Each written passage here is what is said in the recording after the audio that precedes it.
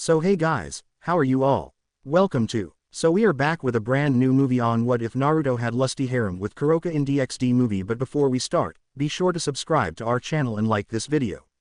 Now let's begin the story. Look, they've arrived. Oh my, they're so handsome. I know, right? I wonder if they're single. It was a common scene by now. Every day they arrived they would be greeted by a horde of girls. They'd blush and mutter amongst each other, stealing glances at the two as a dreamy look entered their face, while the boys would collectively glare at them with a mixture of hatred and envy. Day after day this would repeat itself, and time after time neither would pay them any attention, preferring to enter the school building instead. They were two boys, both wearing Kuoh's male uniform, though with slight modifications, which was allowed, thankfully. They left the top two buttons undone and gotten rid of the ribbon that came with it. It felt too restricting otherwise, as they were used to more looser clothes. Huh. More boring shit as usual, right Sasuke? The one walking on the right asked his friend beside him. He looked to be around 17, 18 years of age, with spiky blonde hair, a unique shade of blonde that made him easily recognizable. His deep blue eyes expressed boredom, even when they were getting not so innocent looks thrown their way. He yawned, bringing a hand up and scratching his tanned cheek with a finger, his nail moving over the faint whisker marks he held. HN. As expected, of course. Let's continue though, as these stares are getting on my nerves, Naruto. His friend, Sasuke, spoke. Much like the blonde, his expression showed how he currently felt as they entered the building. He brushed away a couple strands of his raven black hair that obstructed his view. His hair had grown longer, but unlike his friend, his was flat. No matter what he tried, he couldn't get it back to how he had it in his younger years, though it helped that his Uchiha heritage made it fit really well, especially the lock of hair that was in between his two eyes. TCH, look at those two, a boy with very short shaved hair muttered in jealousy. All those girls fawning over them, and they're not even taking advantage. It should be a crime to not even spare them a look. He rose a clenched fist to his chest as fire burned in his eyes. That's right. His friend seconded his wise words as he adjusted his glasses. If it were us, we'd make sure the lovely girls some attention. He giggled perversely as blood began leaking out of his nose. What about you, Issei? Don't you agree they're wasting their time on those two? I do. The last one of the three agreed wholeheartedly. They don't appreciate the female form like we do. Look at those looks they're sending them. Why can't they give us the same ones? He fell to his knees and looked up at the cloudless sky. Why God, why are you doing this to us? He was joined by his two friends as they cursed their bad luck, not bothered by the disgusted looks sent their way while doing so. A little distance away, a pair of blue eyes looked down upon the proclaimed, perverted trio of Kuoh, with a mixture of incredulity and amusement. All while there were three of them, her gaze was focused on the brown-haired one which had been on her radar the past couple days. Era, still watching Kyoto-kun, Rias. Oh, Akeno. She turned her head to the side, her crimson mane flowing with the motion of her head as her eyes took in the form of her best friend and queen. She stopped next to her and stared out of the window as well, her violet orbs sparkling with the usual amount of mischief. Like herself, she was clad in Kuoh's girl's uniform, which hugged her body almost like a second skin. Especially her chest department, which was even bigger than her own, much to her silent envy, though she was quite sure Akeno was aware of that. I'm surprised they haven't been beaten up yet. A new record perhaps? She briefly glanced towards a clock that hung on the wall as she shook her head. PHRF. Rias sputtered when Akeno's long ponytail, which was held together by an orange ribbon, hit her in the face. Damn it, Akeno.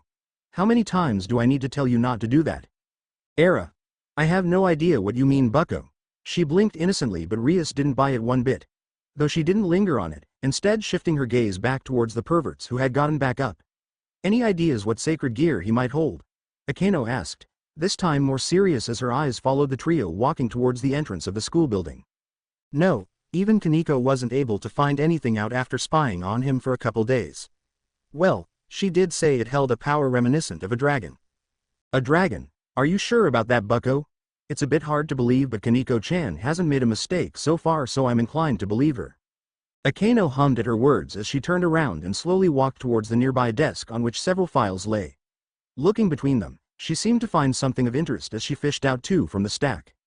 Ho? What about these two, Rias? They don't seem to have done anything to warrant your attention, haven't they? Though I admit they are rather handsome. Her tongue slipped past her lips, which were licked in a hungry manner. The redhead turned her head and seeing what her queen was going on about. Ah, Akeno. She called out to her best friend. Don't go snooping in my stuff. You didn't answer the question, bucko.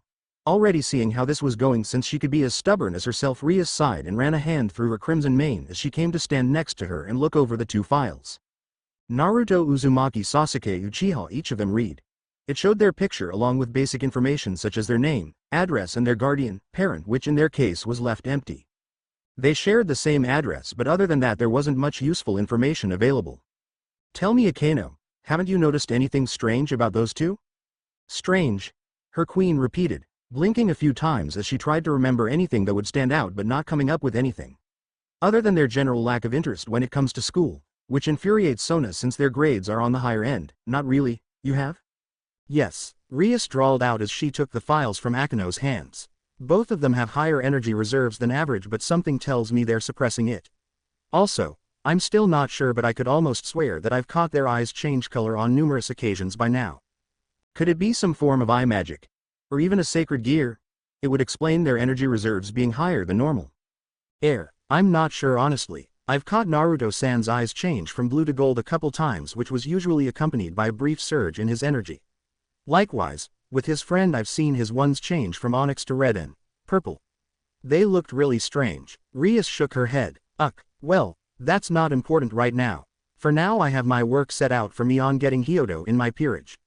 Though I'll have my familiar trail them and see if it can't find anything. Just then the bell rang, signaling lessons were about to start, which they as well had to attend.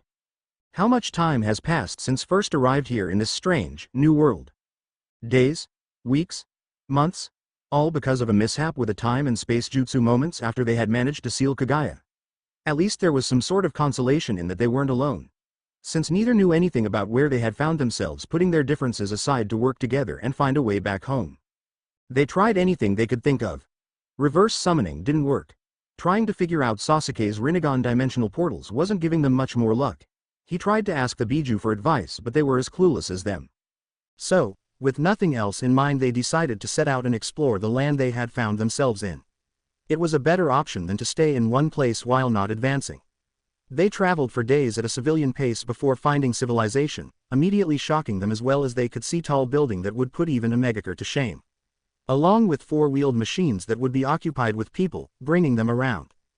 Being stared at while walking through the city made them understand how much they stood out with their current outfit, which had seen better days. So they set out to get some new clothes. Unfortunately they had no money that could be used to pay, but Sasuke took care of that with a small genjutsu. They also managed to snag a map from wherever they were while they were at it.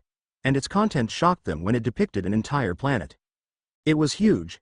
Bigger than where they were from. Different landmasses as opposed to the single one back home. Even if it was an enormous landmass, it was still less compared to where they currently were. Sasuke ingrained the map in his mind using his Sharingan, after which they went to a library of sorts, catching up on the history of the world they were in and its technology. Then another problem arose. They needed money. They couldn't get a regular job as they didn't exist in this world. And while they could forge papers with ease, it still wasn't worth it, as either doubted a civilian job was cut out for them. After scourging some more shady areas, they managed to find a good source of income. Underground fighting was both illegal and unsanctioned, though neither cared as the pay was good if not amazing. Using genjutsu each time to get food and shelter was a hassle, and who knew how long they could keep this up. So after a few initiating fights, they were contacted by presumably the ones organizing the whole thing, and before they knew it they could start. Perhaps one could argue that it wasn't really fair to them. They were just regular humans, while the two of them were human as well, except with a whole array of techniques and almost godly power that could wipe off countries were they to fight all out. So hand-to-hand fighting was like child's play for them, as humans here were even weaker than civilians back home. A few won fights later had earned them enough money to leave and continue their travels. It wasn't until later, when they were in Japan, that things started to change. A country they learned had the same if only slightly different language as the one used back home. There they were confronted by a small girl who had just showed up out of nowhere. It was kind of awkward as they just stared at each other before she disappeared just like that. And not even 2 weeks later they were again confronted. This time by an older male, one that had wings sticking out of his back. Not the type of wings Sasuke had when he used to enter his cursed seal state. Those couldn't even be called wings. No, those were genuine wings, each as dark as the night. He introduced himself as Azazel, a fallen angel. An angel that fell for grace after giving in one of the 7 sins. And when asked what his sin was, and the more than happy manner of which he obliged and answered lust, Naruto knew they were dealing with a pervert. He had invited them over in order to explain certain things to both of them. An invite they accepted as they could always defeat the man if it came to it, having sensed the power he held was below their own individually. The man had brought them to Grigori, what he called as a home for each and every fallen angel. There, the man had explained the enormous energy that was suddenly felt through the world months ago. It didn't take them long to know he was talking about them. Apparently this man, Azazel, had waited for them to enter Japan so he could speak with them both and was happy he was the first to make contact with them. Something they didn't correct him for as they kept their little meeting with that little girl was kept to themselves. Azazel had explained them about the world and the beings that lived here. Beings ranging from angels all the way to devils along with gods and yokai while providing them information one could not get from just visiting the library. The information given to them explained the strange energy they had sensed several times during their travels which had an evil tone to them. He also told them about himself. Apparently he had been alive for several millennia and had a few stories to tell them. From the creation of mankind to the several wars that had been held up to now, and of course he couldn't help but talk about his various harems he had. Yeah, the latter really wasn't something either were interested in. After that he came with an offer. He'd pay for their expenses and in return they had live in Kuoh, keeping an eye on anything that was out of the ordinary. They accepted as it would be better than hop from place to place. It was only later when they had found out he had also signed them up for school. To say they weren't happy was putting it lightly. The bell signaling lunchtime rang as students quickly flooded the previously empty hallways. Walking through this, Naruto and Sasuke did their best to escape outside, which felt much better opposed to being stuck in here. It helped that it was a beautiful day as well. Ahem. Can I have a moment with you too, please? The sound of someone cawing had them pause and turn around. There, standing opposite of them with a hand of their hip was a girl around their age. She had short, black hair in a bob cut coupled with a pair of violet orbs behind glasses. Sona Sitri. The two recognized her as though from what little Azazel told him that wasn't her real name. That was Sona Sitri, heiress of the Sitri clan and a devil. After seeing who it was, Naruto and Sasuke shared a glance, giving each other an imperceivable nod and turning towards her. No, they answered together as she looked as if she had been physically struck. When she managed to recover she had to blink after she noticed they were no longer in front of her. A quick look around had her spot them just as they turned the corner. Her mouth was still slightly ajar, not fully processed what just has happened as no one has ever rejected her. No one. In fact, it was almost considered an honor for her to even speak to you. Sure, she didn't hold the same look as her childhood friends, Akano and Rias who were renowned for their beauty, but she was very much wanted by the students, Naruto Uzumaki and Sasuke Uchiha. You two are definitely someone to keep an eye on. Sona turned on her heels and walked away. There was no need to go after them, especially when she was almost sure the result she'd get would be the same. Outside, Naruto and Sasuke sat down on one of the several benches that were present, their arms on the table that was present along with it as they let out a sigh of boredom. A large nearby tree bathing them in their shadow and making their location much more bearable. You know, Naruto began as he tried to make himself as comfortable as possible. While I loathe the Akatsuki and everything it stands for, life is boring without them. They kept me busy in an otherwise boring world such as the one we're in now. School just isn't for me. He proceeded to run through a set of hand seals before slamming his palm on the empty spot on the bench next to him. A small plume of smoke followed, which when dissipated revealed a small blue cat with black marks running over its body, 2 tails instead of 1 and heterochromic eyes. Hi Matabi-chan. Naruto greeted the little cat which blinked before looking up at him as it was scooped up in his arms as he began patting its head. Matabi purred at his touch as it nuzzled its head deeper against his hand. Hello Naruto-kun. Something you need? The cat's voice was slightly deep but still feminine. I do. He scratched her chin. Can you deliver a message to someone? The same person as usual. Naruto nodded at her making her mule cutely. Okay, what should I tell her? Tell her to come back soon as I miss her. It's been lonely in my bed without her around and I can do without the noise coming from the closet pervert's room next to me. Especially when he has silencing seals but doesn't use them. He sent a glare towards Sasuke who merely ignored him. Matabi snickered before hopping off his lap, stretching her limbs before leaving with speed surpassing any cat alive. So, you're bothered by what I do at night? Sasuke commented once they were the only ones there. You mean, who, you do, right? Came Naruto's cheeky response before turning more serious. Fine. I guess I'm not bothered per se. It's just that we have silencing seals for a reason and I'd appreciate if you'd actually make use of yours. Sasuke harumphed. Perhaps if you had someone yourself you wouldn't be complaining right now. Yeah right. And be on the receiving end of her wrath? No thank you. That's your own fault for being committed. Naruto clicked his tongue. Asshole. At least she isn't one of those floozies you bring over every night. Are you sure you're not jealous, as she's quite the looker compared to the ones you bring over, where I sometimes have to look twice to see if it's actually a girl and not some dude with makeup? He laughed at Sasuke's withering glare. Before he could form any retort, however, the bell let itself heard, signaling that lessons were about to continue. There were a couple words 17-year-old Issei Kyoto thought he'd never hear someone say to him. He was a known pervert of the highest degree. A menace to the female students attending Kuoh, the school which he had originally attending in hopes of getting girls interested in him, which did not work at all. His peeking and openly fantasizing of the girls in school had him quickly labeled as a pervert, and the only contact with the opposite sex was when they would beat him and his two friends down. So when out of nowhere he was approached by a cute, raven-haired girl with violet eyes that reminded him of one of the school's most sought-after women, and a sizable bust asked him of all people out, he did what anyone in his place would do. "Oh, of course I would like to go out with you, why Yuma-chan," he stuttered as he did his best to keep his eyes on her face. "Great," Yuma said with a bright smile, a light hop that caused her skirt to flutter and flash him her panties. "See you after school then, Issei-kun." Blowing him a kiss, she twirled on her feet and skipped off as Issei stared at her retreating form. Issei. The boy in question turned his head when his name was called. His mouth was still open and he hadn't blinked, as he wasn't sure if that was a dream or not. What just happened? Issei didn't respond, for he was just as puzzled as his friends. Unnoticed by anyone, a pair of blue and onyx eyes watched the scene playing out below them as they were standing on the roof of the school building.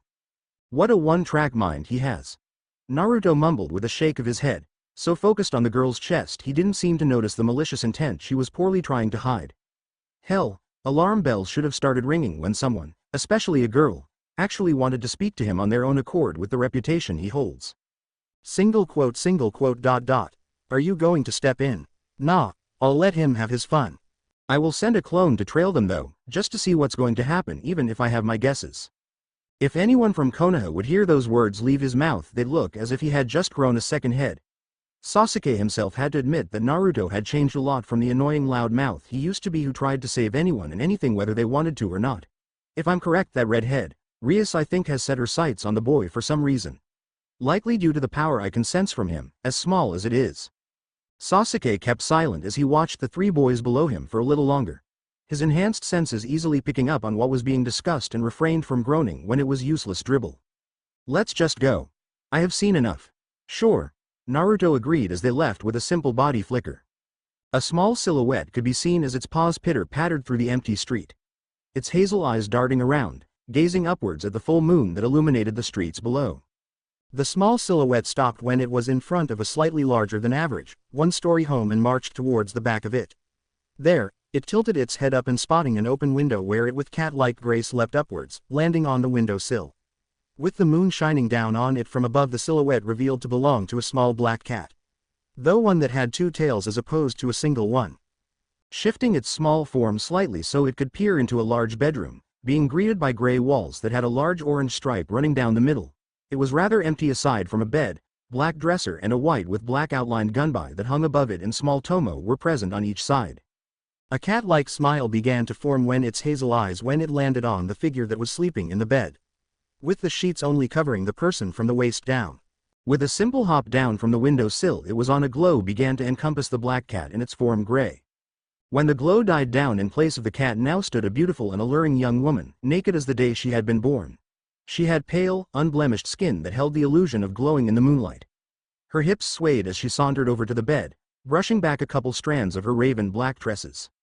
She had a body that could put most people to shame, with a flat stomach and a large bust that jiggled with every step she took. Swishing behind her were her two black cattails as the ears on top of her head twitched.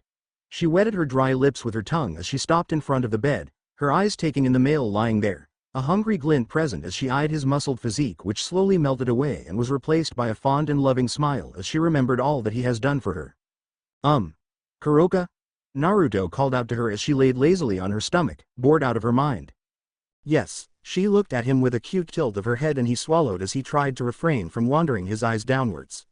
Her already revealing kimono doing a poor job of keeping her chest covered up due to the way she was positioned. I was wondering, if you don't mind me asking, but why do you have demonic energy in you? Seeing a flash of guilt, Anger and regret in her eyes, he cursed himself and was about to apologize when she spoke. It's because I'm tainted NYA. She lowered her head as her ears flattened against her head. What you're sensing is the result of the evil piece that's been absorbed by me. It's why I'm not a pure Nekosho but a half Nekosho half devil hybrid. He frowned as he listened to her. He could see she had trouble telling him as she wiped her eyes, which had began to moisten. I see. Hey Kuroka. NYA. She made a noise and tried to hide the sadness she felt and looked up only to jump a bit when she noticed how close he now was. Can you sit up please? I want to try something.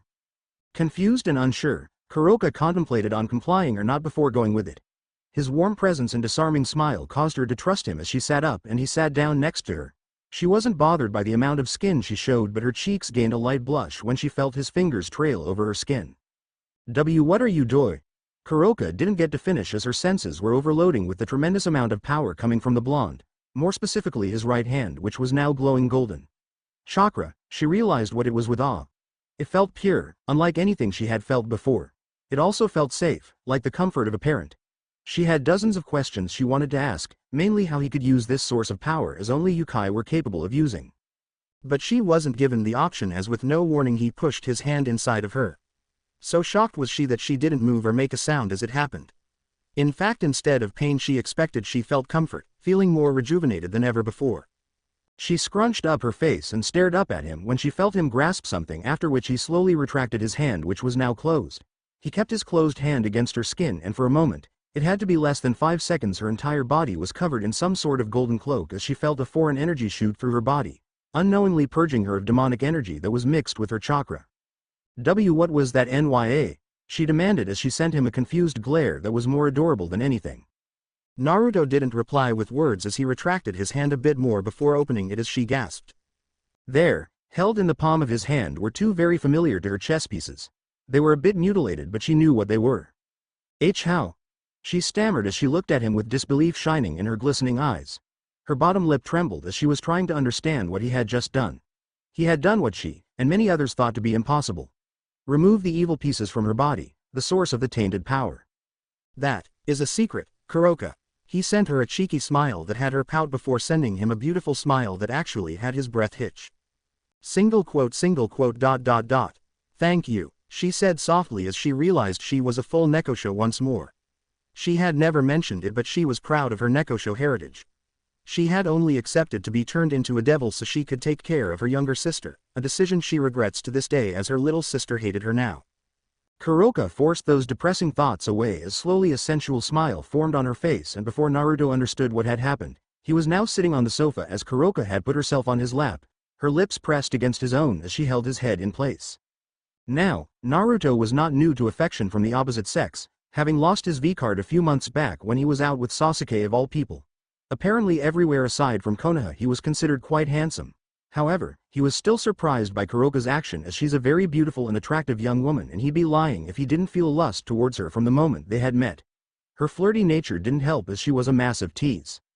But when he managed to snap out of his shock, he began to press his lips back against hers, and he could feel her happiness when he did so as he rested one hand on her lower back and the other on her thigh, giving it a squeeze as Kuroka purred. The way she was pressing her ample chest against him was exciting him as well.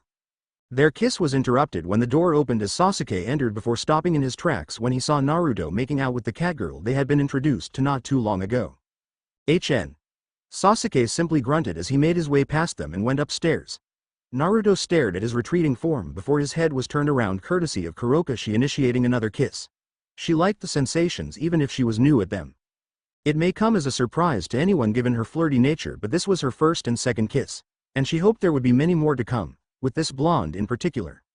The memory came to an end as she smiled fondly, lifting up the covers on her side as she slipped into bed, cuddling up against him before pulling up the covers a bit. A comforting warmth spread through her as not even a minute after she was lying against him he shifted and wrapped an arm around her. So sweet, Kuroka mused as she combed her hand through his spiky locks before resting her head on his chest and went to join him in the land of dreams. Naruto let out a soft groan as he tried to move his head with no luck as something held him in place. Yuma, his next groan was muffled when he felt his face being pushed against something soft. It smelled nice though, like nature, and had a calm beating rhythm. The sensation of someone combing their fingers through his hair followed and caused him to open his right eye. Morning Kuroka. Naruto greeted her with a droopy smile before letting his face fall in between her breasts. The smile she wore in order to greet him fell due to how he greeted her. She knew he wouldn't be surprised, but she expected a kiss at least as she hurried her way here last night. She wasn't going to take this, though. Ow! Naruto yelped and rolled to his side, holding his ribs where she had jabbed him while sending her an accusing glare. HMPH, Kuroka huffed as she crossed her arms, pressing her breasts together, which were for him to see, though she didn't appear bothered by that. That's what you get for not even greeting me, NYA. Ah. Sorry, Kuroka. Having already recovered, he threw an arm around her and rolling her on top of him. The yelp that was about to leave her was silenced due to the lips that were pressed to her own. Her anger had dissipated at his touch as she eagerly returned the kiss, which he regrettably broke as she whined. He bopped her on the nose at that and lightly scratched her behind her ears, one of her weak spots he had found out in their relationship. While I'd love to spend the rest of the day here in bed with you and do more than just kissing, certain events have happened yesterday evening that I need to talk to Sasuke about. You can join us as well, as I'll be making some breakfast. He slipped from underneath her with much regret as he enjoyed her weight on top of his, especially when she wasn't wearing anything. There should be something for you to wear in the drawer over there. Hope to see you in a bit. He sent her a lazy wave of his hand before leaving the room after putting on white shorts with an orange swirl on them. Kuroka whined after he left. She really hoped for a bit more than just kissing, as being affectionate had her in the mood. It wasn't to be, unfortunately, and she prepared to get up as she stretched her body much like a feline did. Maybe if she was lucky they go for at least a quickie before he had to head to school. The delicious smell of breakfast being prepared wafted through the house. It certainly had gotten Kuroka's attention as she followed it towards the origin. She was clothed in pink sleeping kimono that stopped at her thighs with white cherry blossoms on it. Similar to the black kimono she wore regularly, it revealed a hefty amount of cleavage which increased her sex appeal, which she knew was already off the charts. She paused when she stood in the doorway leading to the kitchen. Her nose twitching cutely, and she licked her lips as she stared at the stove, or rather the person in front of him. Her eyes trailing appreciatively over his form. Even from the side she took in his muscled physique with lust shimmering in her golden orbs.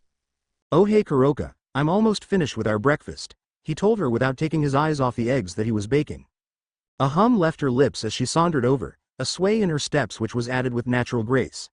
She stopped when she was next to him, her eyes moving from the food over to him before she turned on her heels and with a light hop plopped herself down on the counter next to where he was cooking. Unconsciously, Naruto's eyes briefly flickered over to her and took in her form. She looked absolutely stunning in that kimono and appreciatively eyed her up and down. Especially with her legs crossed, which caused it to ride up on her thighs even more than it already did. He quickly diverted his attention back at their food when he caught her knowing smirk, which caused her to laugh. There's nothing wrong with staring, NYA. I'm wearing this for you. A smile was sent her way. I know, and you look beautiful in it, as if it was made with you in mind. She blushed at his words, still not fully used to his compliments, as she looked abashed to the side, her twin tails curling around her own arm. He patted her thigh and Kuroka looked back to see he was finished as he laid the eggs on 4 slices of toast and handed her a plate.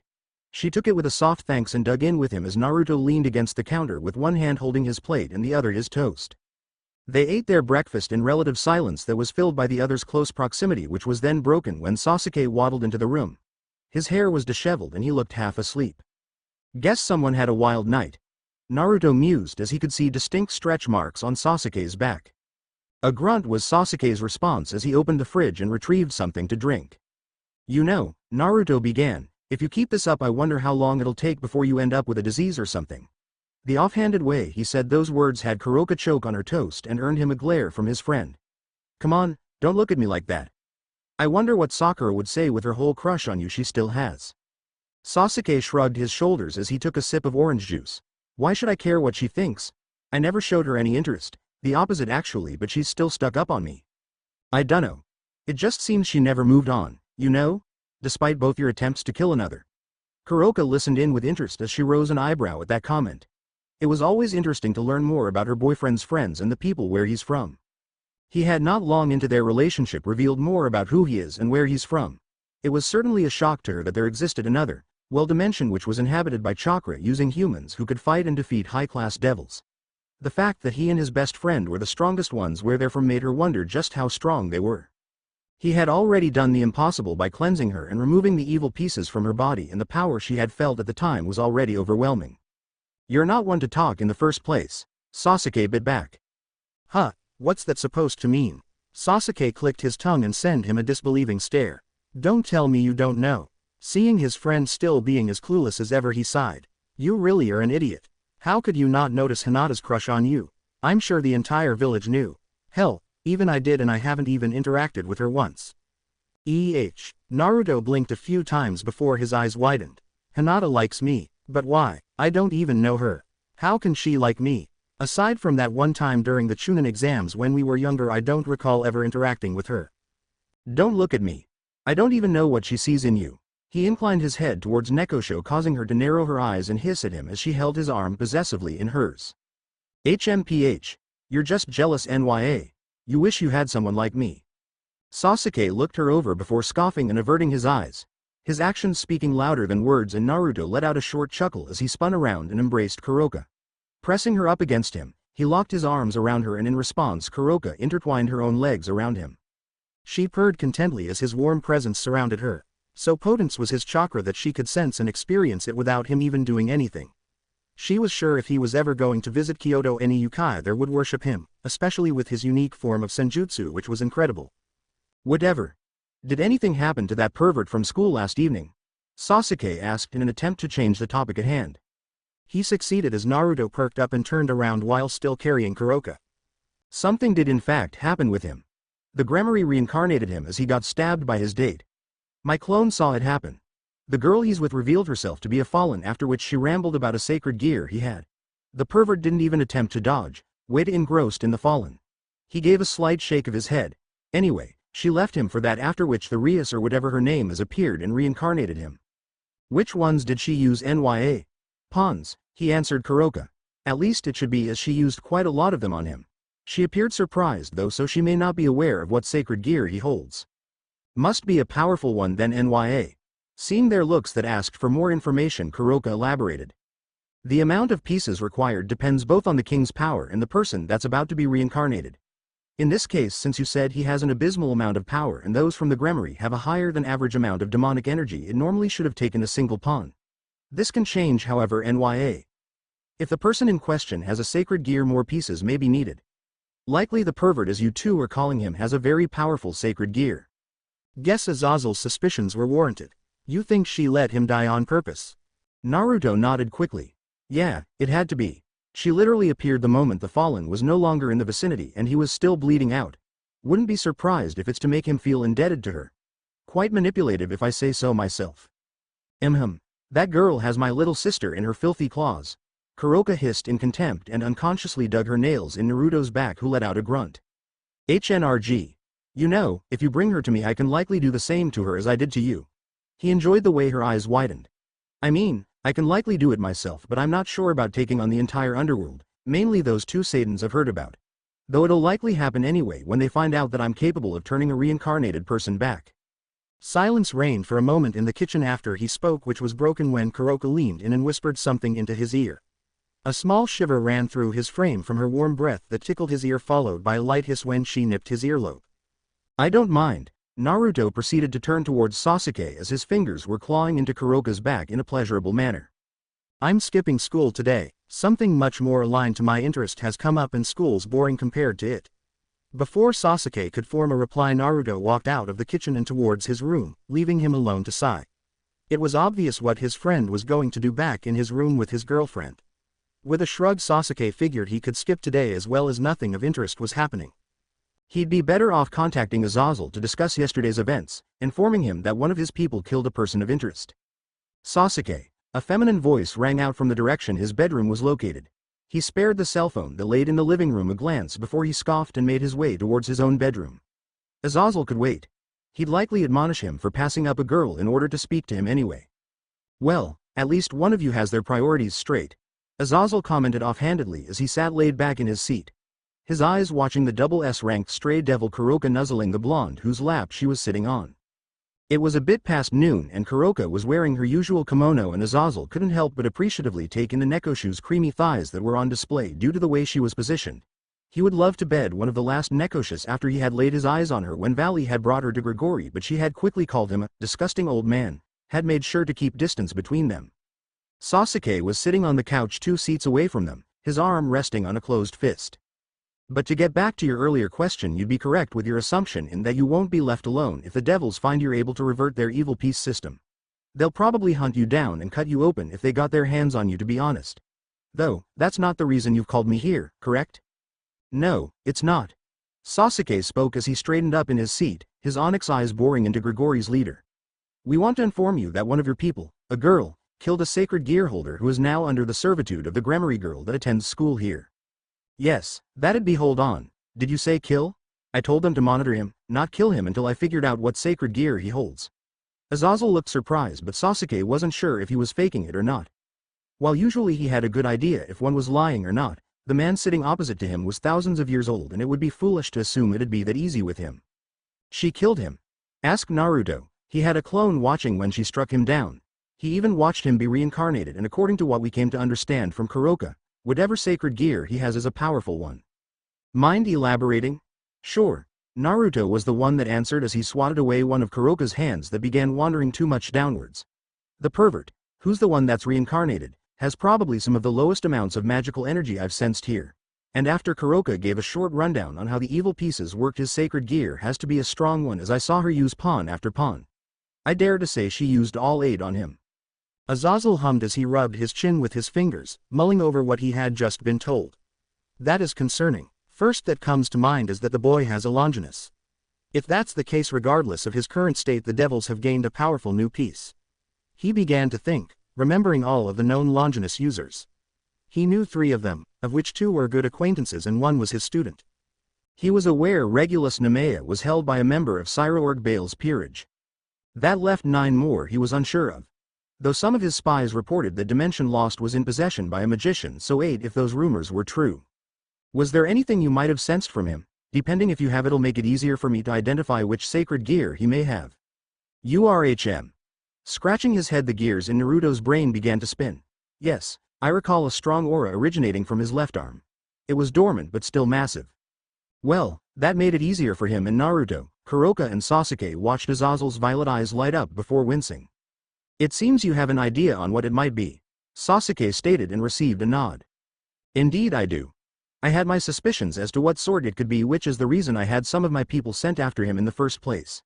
To keep an eye on him, not kill him, mind you. Azazel shook his head. It seems that he most likely has boosted gear, also known as Red Dragon Emperor's Gauntlet, he revealed to the trio. Kuroka let out a slight gasp as she knew what that meant for him. That means he's fated to fight. Azazel nodded as he understood what she was going to say. Correct, he's fated to battle Valley, who is White Dragon Emperor's light wings and holds Divine Dividing. Both Sasuke and Naruto simultaneously twitched at the mention of that silver-haired battle maniac who had non-stop challenged them to a fight once he figured out just how strong they were. I see he made an impression on you too, Azazel said with a smirk. Of course we do, Naruto exclaimed. How can we forget that freak who constantly wanted to fight us along with that damn sacred gear of his? Chuckling, Azazel spoke up. But it didn't do much to you now, did it? If I recall correctly, when he used it on you two who both had too much power for him to take. His comment earned him 2 smirks of both boys as they remembered his shocked face as his attack bit him in the ass and overloaded due to the power he had stolen from them. Say, if Valley's sacred gear halves the user's strength and adds it to himself, does boosted gear boost the user's power? Correct. The boosted gear doubles the user's power every 10 seconds for as much as their body can handle it.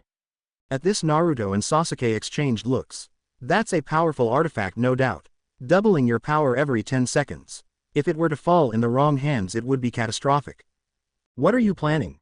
Azazel inquired after seeing the 2 act like they did. Nothing too important. Naruto waved off the suspicious gaze sent his way. Still, to think someone like him has to deal with Valley, it would probably have been better for him to end up dying. There's no way he'd ever be able to match up that battle maniac unless a literal miracle happens.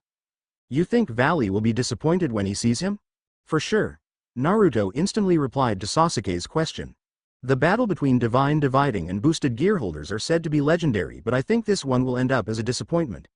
Though knowing Valley, he'll either kill him now in hopes for a stronger wielder or let him gain strength, just depends on how patient he is. A brief moment of silence reigned before he addressed the fallen angel in the room. Say, Azazel, if one wished to come in contact with a god, where should they go to? Make contact a god. Why do you want to do that? Most of them are selfish and don't bother with the supernatural world. Content on letting everyone do as they please, even if they end up destroying each other. The boys shrugged. Just curious. Naruto answered as he was scratching Kuroka between her ears, which had the girl purr with half-lidded eyes. Well, if you really want to, your best chances are going to be in Kyoto. The Ukai faction reportedly have regular contact with the Shinto gods. Something wrong? Azazel asked after seeing Naruto pale upon him mentioning Kyoto. Ahaha. Naruto laughed awkwardly, bringing Kuroka from her slight pleasure-induced state as he had stopped scratching her and sent him a narrow-eyed look. Nope, nothing's wrong. Nothing at all. It's just that I don't think we should visit Kyoto anytime soon. His crooked smile fooled nobody as Kuroka sent him a deadpan stare. Kyoto, Sasuke muttered, pulling the attention towards himself.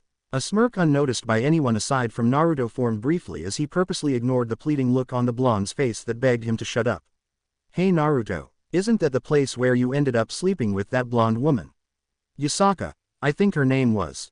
Naruto counted down in his mind as his right eye was twitching madly. 3, 2, 1. NYA. Kuroka shot up to her feet and leveled him a glare as Naruto raised his hands. However, before anything between them could happen, their attention was stolen by Azazel, who appeared to be choking on something. You managed to sleep with Yusaka? Azazel's voice was a mixture between disbelief and envy. He had met the woman in question several times before. She was a very kind and gentle woman with a warm aura and a body that could likely make even Michael fall from heaven. Several fantasies had filled his mind about her, but she had rejected each of his subtle hints that he wanted to sleep with her. He figured she was distrustful of men given the situation with her daughter. But this kid, a very powerful one but still a kid in his eyes, succeeding where he and undoubtedly many before him had failed before. God, if he were still an angel he would have fallen by now from the envy he felt towards the blonde. Now, hold on a moment. He spoke quickly to dissuade Kuroka from possibly harming him.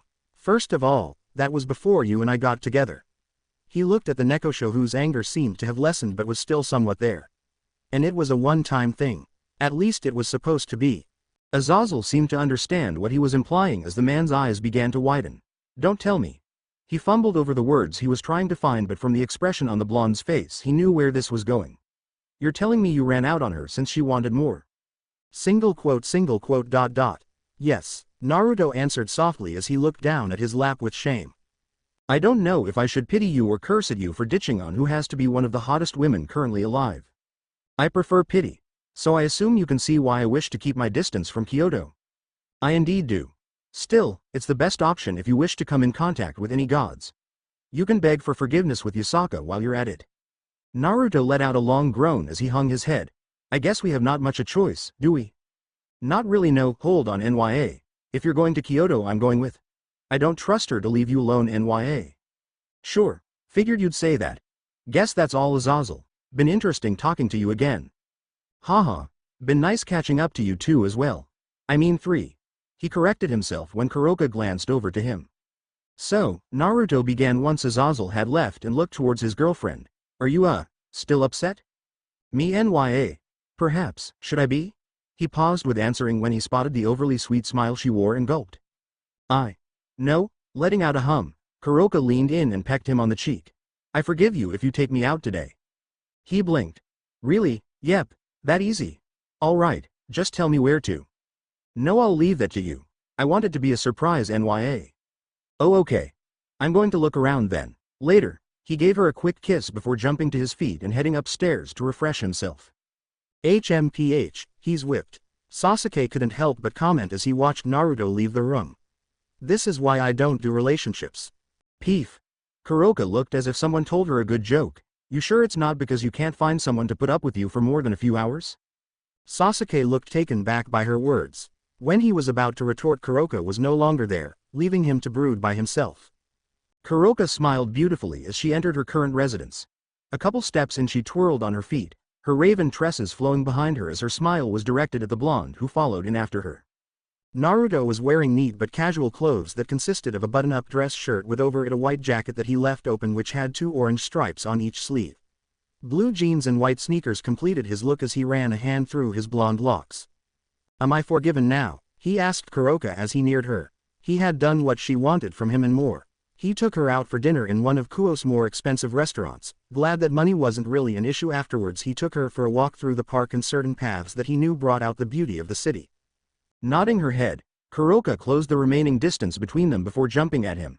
He caught her on reflex, his hands resting on the small of her back while she had her own limbs locked around him.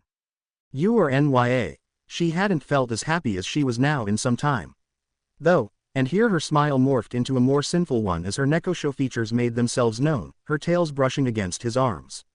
I can think of a much more pleasurable way to end the night Nya. Oh. Naruto met her smile with a smirk of his own. You mind telling me how then? No, I would rather show you, Nya. And just like that Kuroka proceeded to claim his lips, the rest of the night ending up as a pleasurable memory. Naruto groaned as he felt her slick inner walls flutter around every inch of his length. He buried his face in the crook of her neck, licking, kissing, biting and sucking on her pale skin covered in a sheen layer of sweat. His hands roamed her plumb behind and her equally sweaty back, pressing her closer to him, molding her body against his while savoring the sensations as she slowly lifted herself up.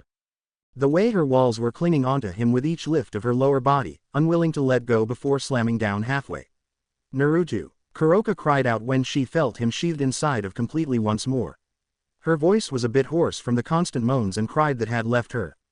It was insane, for how long he could keep this up. She had lost any sense of time, her nails dug into his back each time she felt his length strike against the entrance to her womb. Fuck. So good Kuroka. The nekosho's hands shot up and her fingers intertwined themselves in his hair before she forced his head in between her fun bags. More. Nya. Kuroka pleaded as her golden orbs were clouded with lust. She could feel his erratic heartbeat pound in sync with her own. Naruto obliged with her once as he latched onto her sensitive nub belonging to her left breast, flicking against it with his tongue and lightly sinking his teeth on the flesh around it. Something inside of her seemed to snap after those mind-numbing sensations as Naruto found himself pushed onto his back, Kuroka's hands on his chest as she continued to bounce in his lap, riding him with a pace that made their previous one seem like a snail's. The repeating sound of her crotch impacting his filling the rooms along with their moans, cries and whimpers as Naruto brought his own hands up to cup her erratic bouncing boobs, his fingers sinking into each mound as he began to thrust up into her. Though, Kuroka seemed to have other plans as she laid down on top of him and attacking his mouth, their tongues slobbering against another while exchanging saliva as she continued to bounce her lower half on his length. Her pace went faster and faster before she broke their kiss to cry out, "See coming Nya." Strands of saliva still connected their lips as her slick inner walls held him in a vice, her own juices shooting past the invading member and covering both their crotches. At the same time Naruto reached his limit as well with how she clenched around him as he gave one last thrust up into her and letting his own release shoot inside of her after pulling her head back down into another kiss. Grinding his dick inside of her as he laid back down with her, both a mess of sweat and other secretions. The pair were both panting to regain their breath, Naruto running a hand over her sweaty back, moving upwards and combing through her own while Kuroka placed soft kisses on his chest, right where the only scar on his body was present. He was still buried inside of her, which neither minded as it felt amazing to be connected with another on this level. That was amazing. Naruto breathed out after a moment of getting himself under control as he rolled onto his side, taking Kuroka with him so they were lying face to face. It was Nya. She mumbled as she leaned in along with Naruto for a more affectionate kiss. The ears on top of her head twitched when he brushed a couple strands of hair aside and cupping her face. You're really beautiful. To think someone would reject you. Though I'm happy since you're mine now and I'm not letting you go. Kuroka gave a soft smile at his words and leaned her face a bit closer to his. I'm glad too, Nya. I didn't think I'd actually fall in love, but I'm happy I did. Much like a cat, she nuzzled his face with the top of her head, purring contently when he scratched her behind her ears. It was true. Due to her being a nekosho, a rare subspecies of nekomata which are on the verge of extinction, she had gone after Valley. His heritage, power and sacred gear had made him the ideal at the time person she could have strong children with. It wouldn't have been out of love. Even she knew that, but she'd secure the continuation of her race. But after Naruto came in her life, after they became a couple, those thoughts were replaced. He was stronger than Valley and not as battle-hungry. He was caring towards her, his presence alone capable of making her feel safe. Her almost obsession with finding someone to have children with had come to an end as well. Kuroka knew that if she'd have children it'd be with him. Her heart, body and soul was his, and in turn he gave her his own. The two laid there for a few more moments, content with the other's presence while occasionally sharing a soft kiss and caress. It wasn't until her hand began to slide back downward, wrapping around his softened length before pumping her hand up and down and bringing him back to full mast, that he sent her a look if she was sure. The sinful smile on Kuroka's face and the twinkle in her glittering orbs gave him his answer. Slowly getting up from the comfort of the bed, and the woman he shared it with, Naruto, was quick to scrunch up his face as the smell of sex lingered in the air.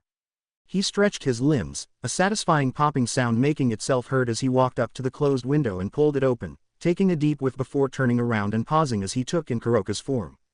The sheets were thrown aside, allowing him to take in her entire nude form. He licked his lips as he saw a few red marks covering her otherwise pale and unblemished skin. She was curled up cutely, like a cat. To think he'd end up with a girl like her, one with almost unparalleled beauty, a playful, flirty personality which could change to more affectionate when it was just the two of them. She was one of the best things to have happened to him, and something that made him glad he and Sasuke ended up here, unwilling to give her up for anything. "What are you thinking about, NYA?" Blinking a couple times, his blue orbs slowly slid upwards where they watched Kuroka's eyes slowly fluttered open, her golden hues looking rather unfocused as she rolled over onto her stomach and stretched much like a cat would. Naruto watched the curve in her back as she stretched before she abruptly moved into a Seiza position, one arm beneath her bust while she tilted her head. "Like what you see, NYA?" Naruto nodded in honesty, which caused her smile to brighten. "Of course you do, NYA. I still got the marks that show just how much." She trailed her fingers over her own thighs where his fingers had gripped her flesh during their lovemaking. Mine are already gone." He glanced down to his own chest, which aside from the scar where his lung rested and seal in the middle of his stomach was unblemished. "Anyway, I'm going to take a shower. Wanna join?" Kuroka's eyes lit up. "Of course I do, NYA, she purred as she got out of bed and sauntered over to him, circling his form before jumping on his back as his hands came up to support her thighs. A soft chuckle escaped his lips as he nodded before making his way to the bathroom that was attached to his room with her. Meanwhile, staring boredly ahead of him in class, Sasuke was having much less fun. He silently cursed Naruto for skipping school again as the teacher talked and talked regarding subjects he had no interest in. Oh, he had a good idea what the damnable blonde was doing right now, or rather who he was doing. Those two couldn't keep their hands away from the other for longer than a couple minutes these past few days. He was thankful they kept it in the privacy of his room, as the last thing he wanted was to walk in on those two. Still, attending school alone was not for him. Naruto usually kept him from becoming bored to death. Actually, that made him wonder. Why were he and Naruto still attending this school? Sure, Azazel wanted them to monitor persons of interest, but after that pervert became a member of the Gremory, there was nothing of interest here. They weren't cut out for school. They were shinobi, used to on foot constantly and dealing with life and death situations. Staying in school and learning uninteresting topics was a waste of time and skills. So Sasuke couldn't help but let out a sigh in relief when the bell rang as he got up and hurriedly made his way out of the classroom to the roof of the building where he could get some peace and quiet. Unfortunately for him though, it wasn't meant to be. His eyes were barely closed before he reopened them when the door leading to the roof opened. He didn't turn his head to look at who it was, content with keeping his gaze on the cloudless sky instead. It wasn't until his view was obscured by someone that he clicked his tongue in annoyance. He was especially irritated by the smile the violet eyes, long raven-haired girl wore. "Era, that's a nasty glare you got there, Uchiha-kun." She fluttered her eyelashes as a breeze caused her skirt to flutter, leaving Sasuke to shift his gaze as he got an eyeful of the panties she wore. "What business do you have with me?" Sasuke asked in a bored manner, trailing off as he wasn't even sure of her name. "Oh, I didn't think someone didn't know of me in this school. How surprising." Her eyes twinkled with something Sasuke wasn't able to discern or could be bothered to. "Either answer the question or leave me be. This is one of the few places I can go without being disturbed." "My, how grumpy, is it because Uzumaki-kun isn't here?" she asked, and for a moment she wondered if she imagined it as she swore his eyes turned red with black commas in them. She couldn't get a better look at them, but then remembered Rias' words, mainly those regarding his and his friend's eyes changing colors, which was what had earned them her interest in the first place. "Who or what is none of your concern.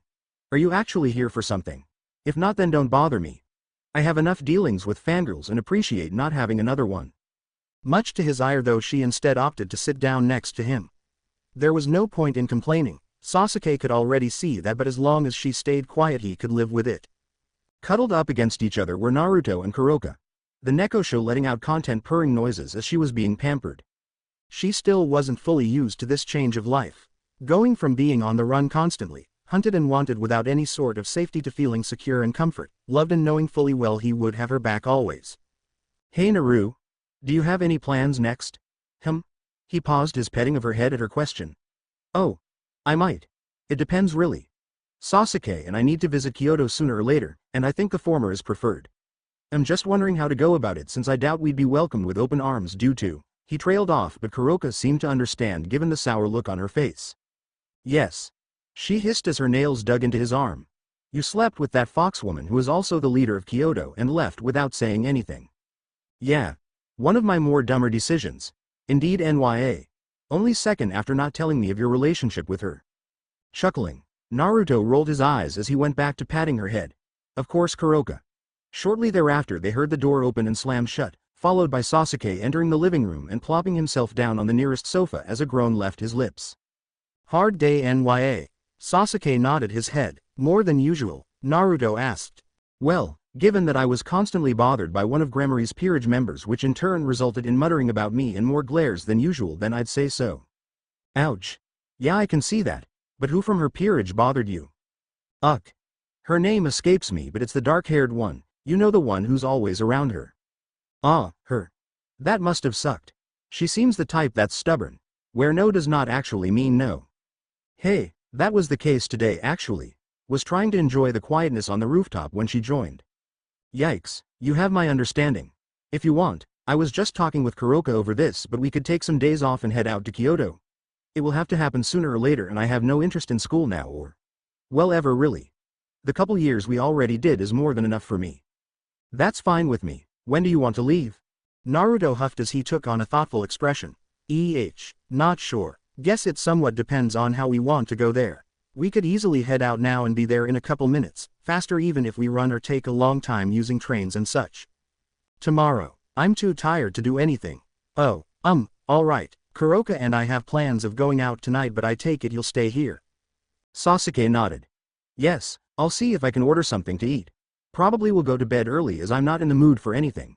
He then dropped his head back onto the sofa. Have a nice nap then, Naruto told him before he looked at Kuroka, who understood what he wanted and got up with him as they headed upstairs. Later that evening Naruto and Kuroka could be seen, hand in hand walking through the center of Kuoh. All around them, men and women could be seen walking and talking amongst each other. Due to the weather it was much busier than usual, but instead of being bothered by it they found it increased the atmosphere around them.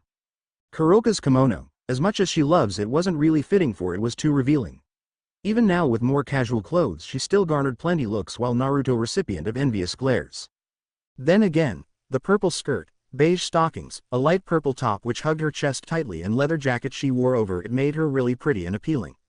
It also helped that Kuroka knew how to flaunt it, having taken plenty advantage of her looks during the time she was on the run. She knew showing a bit of skin here and there would get her plenty of favors and inside of places she wouldn't have gotten otherwise. Men were simple like that. The only one not looking at her like she was some piece of meat was Naruto, but that was a given since unlike the rest he got to see her in less and able to do more than stare. So, want to go somewhere specific or just walk around and see what piques your interest? Kuroka hummed, tapping a finger to her chin before shrugging. I don't care NYA. I'm just happy to spend the evening together. Okay. Guess walking around would be better. Just taking in the sights. He nodded to himself and gave her hand a soft squeeze, pulling her a tad bit closer so she could rest her head against his shoulder as they continued on. Rias. Akeno poked her friend from behind as they were currently out. Rias. She repeated, this time giving a slight tug on her sleeve. Just give me a bit Akeno, Rias said to her friend as she was completely focused on winning the game she was playing at one of the many stalls that were around. I almost got this, just a little bit to the right. Almost, damn it, she growled, refraining from smashing her fist down lest she ends up destroying the entire stall as she turned around with a huff, crossing her arms beneath her bust while looking at her queen. What was it Akeno? Oh, nothing much Rias, her friend spoke in a calm manner. I just wanted to tell you I saw Uzumaki-san walking right past us. What? The redhead exclaimed and began looking around. Where? When? The first time I called for you but you went ahead and ignored me. She deadpanned at her friend. Though, what's interesting is that he wasn't alone. And as wasn't Uchiha-san he was with. Oh, Rias raised one of her delicate eyebrows at her friend. Come on, tell me. Era, so curious? But I don't know. I didn't recognize her and didn't have much time to take in her appearance. Her, Rias repeated before her eyes widened. You mean Uzumaki Naruto, one of Kuoh's most popular students who along with his friend have almost the entire school after them is out with a girl? A nod came from Akeno. Wow, I certainly didn't expect that. Next to her Akeno nodded. Neither did I given how cold he is to the girls back in school. Rias blinked a few times before sending her friend an incredulous look. Seriously Akano, of course he wouldn't show interest if he already has a girlfriend. Really, what was she thinking? It was basic logic, he was human, at least they were quite sure given they didn't detect anything out of the ordinary. Well, aside from the change of their eyes, but that might be due to a sacred gear of sorts unconsciously activating. You kept an eye on them to see which direction they went? Oh, Akano sounded amused. Thinking of stalking a fellow student, Rias? I'm in. Akano. Rias muttered as she sent a lazy swing in her friend's direction, which was nimbly dodged. I'm just joking, Rias. But no, I lost them once they turned the corner over there. I could have followed them, but then I'd leave you all by yourself, and who knows what may happen if I'd have done that. Are you saying I can't take care of myself? She asked dangerously. Am I? Akano challenged as she met her gaze with his own. Seconds passed before they both let up and Rias' shoulders sagged. Whatever, I'm not in the mood for this. Let's continue looking around, and if we're lucky we might run into them. Hours seemed to fly by as it was getting darker and darker. The sun had set and the sky was still a bit orange in the distance as the moon had taken its place in the sky. Naruto and Kuroka were making their way home after having enjoyed the evening. They had played a few games at a couple stalls, winning several plushies which Naruto had given away as he had no need for them and Kuroka didn't need them either. After that he had brought them to a small restaurant where they had dinner. She really enjoyed the sushi they served and the atmosphere inside the restaurant was lovely and welcoming. And now, as they walked home in the comfortable silence with one arm around her waist and her head against his arm, Kuroka couldn't help but get lost in her thoughts. She wished she could feel like this all the time. Times where she felt like she had no problems or worries. Times where she wasn't hunted or allied to a criminal group so she could just be herself.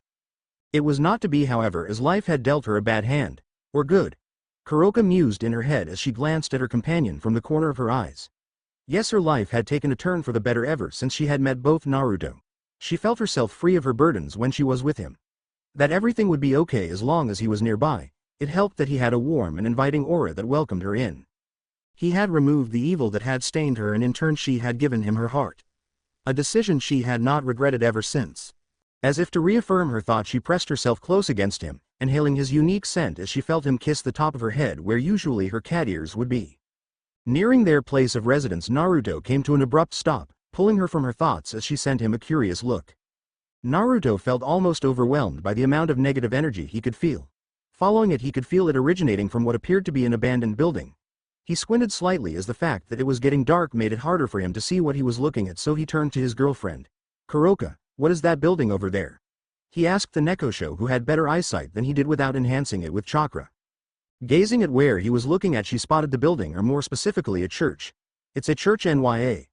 I heard that it had been abandoned for quite some time. It might have something to do with the fact that this area is owned by devils. Is there something wrong?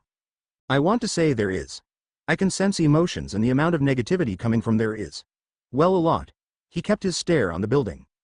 More fallen NYA. Maybe. He answered her before shaking his head. Oh well. It's the business of the Gremory and her peerage, given that this territory is under their supervision. Not mine nor Sasuke's. The couple continued their walk as it was only a few blocks till home where they'd prepare their trip to Kyoto. Are you sure it was smart to leave Naruto by himself, NYA? Kuroka asked Sasuke as they made their way through the narrow streets of Kyoto, taking in the sights and seeing the dozens of different yokai. Sasuke scoffed. Of course it is. What's the worst that can happen to him? From my personal experience, people can't help themselves but like him. Then again, he's also rather unpredictable, so you can disregard my previous words. Kuroka paused mid-step as she stared at his back with a deadpan look. Are they really friends? She questioned herself for what had to be the 100th time since coming to know them. Shrugging, she made to catch up to him before something akin to an explosion was heard and a slight rumble of the earth followed. Neither Sasuke or Kuroka needed to communicate with another to know the cause of the explosion and instead headed towards it. Naruto swallowed his nerves as he saw her. She looked exactly the same last time he had seen her as he watched her attending the shrine she was at. He watched as she froze for a moment, the ears on top of her head twitching as her tails began standing ramrod straight as she got to her feet before slowly turning around, those golden orbs similar to Kuroka's own meeting his blues, though hers held pain and betrayal upon resting on his form, whereas Kuroka's shone with playfulness. He winced. Naruto. He winced again, this time at the monotone way she called out to him, watching her hands clenching into fists as he walked closer to him. Hey Yasaka. He quickly corrected himself as he could see blue flames beginning to flicker around her tails. Why are you here? She asked coldly and straight to the point. Naruto frowned the longer he watched her. Did him leaving really affected her this much? Continuing to walk towards her, he ignored the power she was releasing as more flames came into existence. What do you think you are? Her words were cut off as Naruto stopped in front of her before pulling her in a hug, his warm, inviting aura washing over her and completely destroying any barriers she had put up. He felt her stiffen in his arms before her body started to tremble as she began to sniff. Why? She asked in between sobs. Why did you leave me like that? Do you not want me? Am I not beautiful enough? Or is it because I have a daughter? She asked of him as tears continued to fall while desperately yearning for an answer.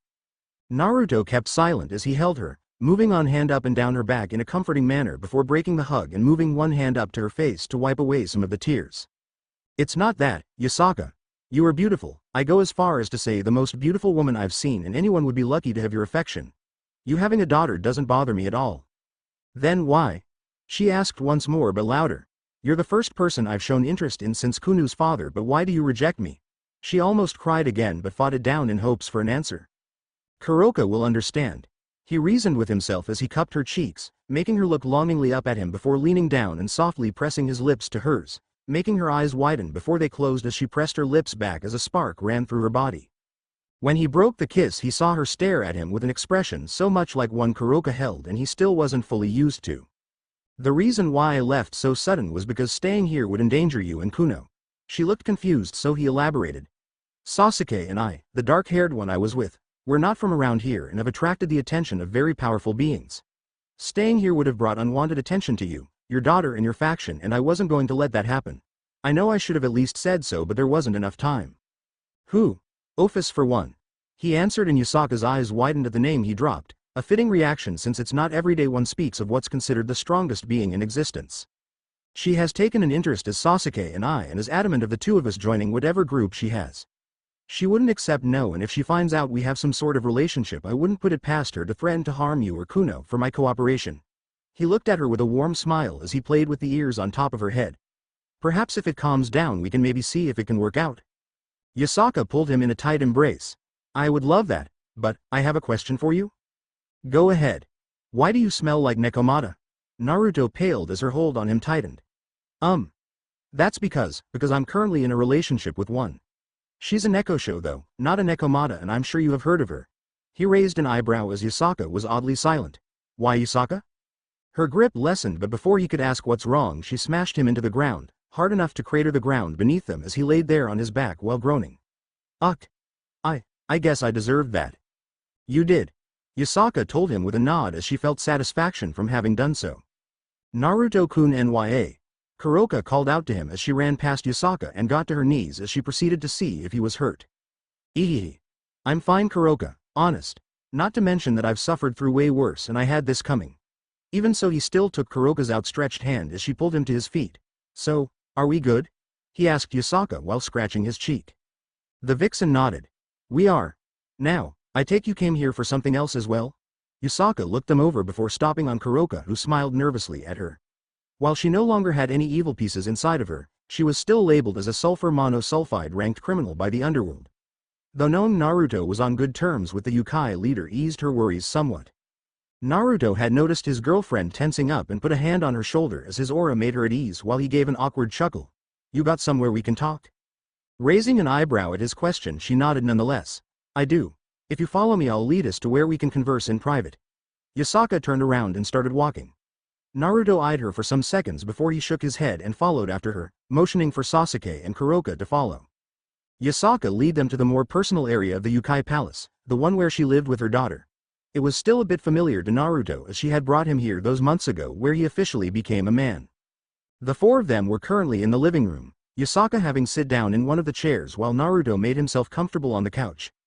Kuroka of course had plopped herself on his lap and he swore he saw a slight twitch of Yasaka's right eye which she hid with a smile. So, she began as she crossed one leg over the other. You came here in hopes of coming in contact with a god? Yep.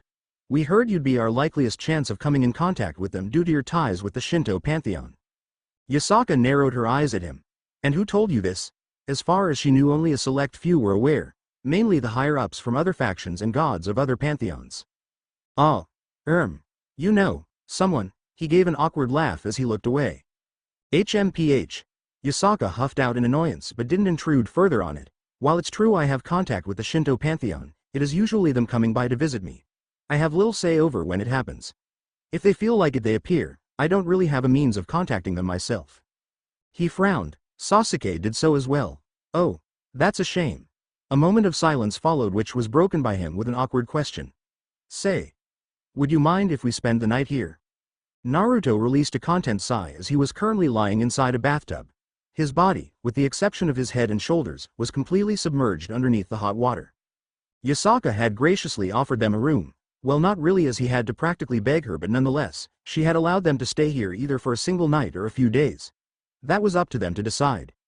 And in turn she asked them to look after Kuno during the day, which they graciously accepted. He was unprepared as a pair of pale, slender arms wrapped themselves around his neck from behind, followed by a pair of fleshy mounds surrounding each side of his head. Naruto let his head rest backwards as he brought one of his hands up to the ones resting on his chest and intertwined their fingers together. You wish to join me, Kuroka? He spoke up after a moment.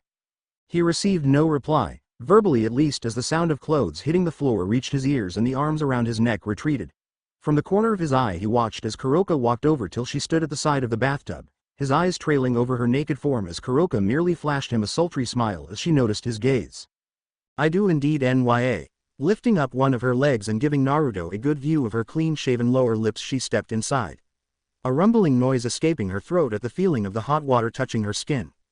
Nya. She let out a purr of contentment as she sank down completely, lying in between his legs, her back resting against his chest. The hot water stopping just above her bust and allowed her head to lean back.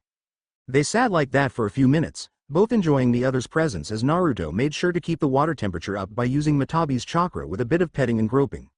Eventually, though, he sighed as he grabbed the shampoo bottle nearby and let a bit splash into his hand, rubbing them together before placing them on Kuroka's head. His fingers combing through her long, black tresses, massaging her scalp. Despite her attempts, Kuroka couldn't help but purr at his touch. Without a warning, Kuroka turned around. His breath hitched as her legs rested on his, their crotches touching. Kuroka. He hissed out with narrowed eyes as she smiled coyly. What's wrong, Nya? Kuroka asked coyly, pretending not to notice what's bothering him. Instead, she returned the favor as she ran her shampoo-covered hands through his blonde locks, marveling at just how soft his hair was despite its spiky appearance. As she began washing out the shampoo, Naruto couldn't help but get excited for what's next, especially since she had been teasing him by rubbing her lower lips against his length the entire time. The soap part, yes. He cheered inwardly as it was his favorite part since she often used her breast. Damn it. This girl has turned him into a complete pervert. Kurama grumbled from inside the seal as he was able to see what he was currently experiencing. Ma. Relax, Kurama, Matabi commented from her spot next to him. Little Naruto-kun has finally grown up and experienced the pleasure of flesh. Her two flaming tails waved behind her in anticipation. Can't really blame him. I approve of his choice in a mate. A kitten just like myself. She shed a tear. TCH, crazy feline, she's not even the same species, he muttered before looking away as Matabi seemed to glare at him. After what seemed like forever, she stopped scrutinizing him in favor for seeing what was happening with their host. Small moans and whimpers escaped her mouth as she let his hands roam her body unperturbed. He cupped her soap-covered breast, or whatever managed to fit in his palms at least. She yelped as he pinched her nipples and playfully glared at him, whereas he just smiled. Want to get dried off and continue in the bedroom?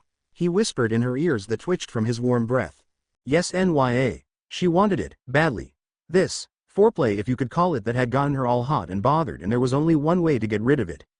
Naruto gave her a smile and kissed her before he got out while carrying her, once more using fire-natured chakra to dry himself and Kuroka off before heading to the bedroom that was attached to the room they were given as a night of pleasure awaited them. The next morning, a content-looking Kuroka could be seen, humming a soft tune as they all ate breakfast together with the exception of Yasaka's daughter, Kuno. Speaking of which, the woman in question was sending glares into both his own and Kuroka's direction every now and then as she knew what happened between the two last night. Hey Yasaka, where's Kuno? Actually, as I figured she'd be here as well. She eyed him for a moment before answering. She's asleep at the moment. She had trouble last night as certain noises kept her awake. The vixen sent the pair a dry look, who at least had the decency to blush. Ah. He chuckled awkwardly as Kuroka seemingly ignored her. Guess he should have put up a silencing seal or something. It wasn't his fault, really. Kuroka was very needy, and when choosing between drawing up a seal or going at it with a hot nekosho, the choice was clear. What's our next step given that the reason we came here in the first place has turned out to be useless? I dunno know. Naruto answered Sasuke. I guess we could enjoy ourselves here as I have no interest in going to school and I doubt you do either. True. The raven-haired teen nodded. I see. Yusaka replied, hiding her excitement after hearing that. She didn't want them, mainly Naruto, to leave this soon, but she also understood she couldn't stop him. Still, Yusaka hoped she could have some alone time with the blonde during his stay if she could somehow get Kuroka away from him. Then, do you have any plans for today? Naruto shook his head before looking at Kuroka, who likewise shook her head as well. Good. Yusaka thought. Then you won't have any issues looking after Kuno, right? Of course not. I don't mind either, as the little fox is way too cute for her own good, though will she be fine with it? Yusaka waved her hand. Don't worry about that. I'll have a small talk with her before I leave to clear some things up with her. Watching Kuno jump around all excited made Naruto very curious as to what Yusaka had told her as he got up and walked over to the small Kyuubi, who took note of this and became more stationary as her bright golden eyes stared up at him.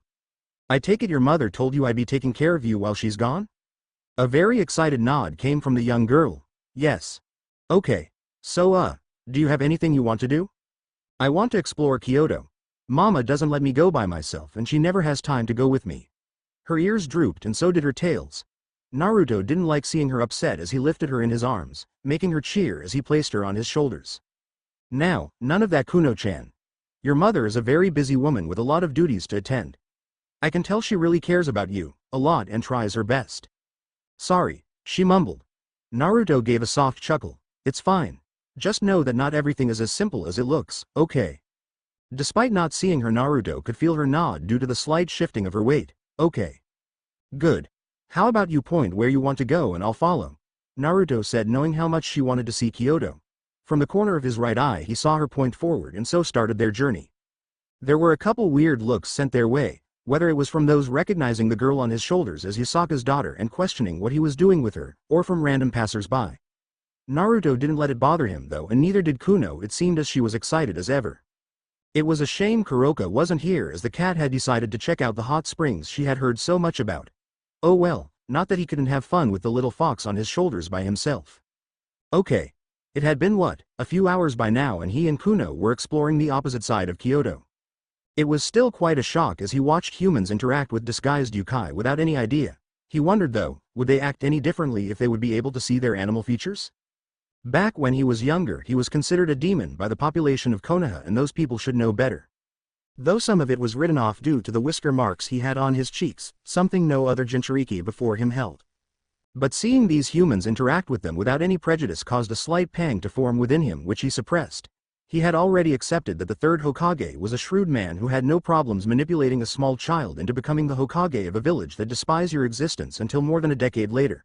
Something about for the good of the village or whatever. Those were just meager excuses, as there was no solid reason for his treatment. The whole other villages would wage war upon Konoha once news would reach them they had no Jinchuriki was a bullshit excuse as well. Especially since they knew his mother, Kushina, and the previous Jinchuriki had died. After all, a Jinchuriki dies once their Biju is extracted, so why had they not waged a war on Konoha soon after news reached them that the Kyuubi attacked Konoha? Even his father, the Yondaime Hokage, had perished, who was one of the main reasons the other villages had halted their warmongering ways. He shook his head to clear his mind from those thoughts, noticing his mood was affecting Kuno as she tightened the grip she had on his hair as he paused and did his best to look up to her. How about we head back to the palace? I'll even get you some ice cream on the way. Her golden orbs twinkled at the thought.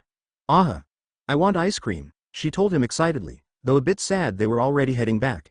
Today had been some of the most fun she had in her life and she didn't want it to end. When Yusaka returned home later in the evening, the sight of her daughter asleep in the protective hold of Naruto was enough to melt her heart. She refrained from making noise though as they were both asleep, softly snoring. It didn't stop her from staring at the two adoringly as she imagined herself lying there as well. It actually brought forth an idea as she silently walked over to them and softly sitting down next to him. Yusaka shifted a bit as she carefully let her body rest against Naruto's. A content purr leaving her throat as he was very warm before she wrapped a single arm around her daughter and briefly closed her eyes. It was only for a bit. Honest. Just a few minutes. Nothing more. And before she knew it, her eyes were closed and she joined the two in the land of dreams. What's this NYA? Kuroka's loud shout not only startled Yusaka awake, who realized she had fallen asleep beside him, but also awoke her daughter and her second favorite blonde. Naruto blinked away the haziness as he smacked his lips a couple times, making out the faint outline of his girlfriend who stood there, hand on her hip and sending him a dangerous glare. "Wei, Kuroka. What are you yelling for?" He yawned as he idly ran his fingers through Kunu's soft hair as the young girl went back to burying her face in his chest as she didn't like the bright lights. Hearing his question, the Nekosho spluttered. Because of that, she pointed beside him, making him turn his head only to stare dumbly at Yusaka's surprised face as she stared right back at him. Huh, Yusaka, when did you get here? Actually, how late is it? He fired question after question as he tried to get up but Kuno wouldn't let him. Kuno-chan, you mind letting me up, little fox? When she didn't appear to budge, Yusaka tried to help by prying her from his chest. With a bit of teamwork they managed to make her loosen her grip on him as the older blonde took the opportunity to move her to her own lap. Now free, he got to his feet, releasing a long exhale of relief as he could hear some of his bones popping before making his way over to Kuroka, where he leaned in for a kiss only to blink when she moved her head out of the way. All right then, he muttered with a shrug, hiding the slight hurt as he turned back towards Yusaka, mouth open to ask a question before she beat him to the punch. I hope looking after Kuno wasn't a hassle. Of course not, Naruto told her as he shook his head. It was rather fun actually. She led me to places I wasn't aware even existed. She was well behaved the entire time as well and wouldn't mind doing it again, to be honest. Yusaka released a soft sigh as she smiled and ruffled her daughter's hair. I'm glad to hear that. She looked down at Kuno. And what about you, sweetie? Did you have fun as well? The energetic way she nodded made the older vixen laugh. I did, mama, we went everywhere. That's good, she said as it lessened the guilt she had felt by leaving her daughter in someone else's care. Depending on how long he'll be here and if he wants, you can spend more time with him. Really?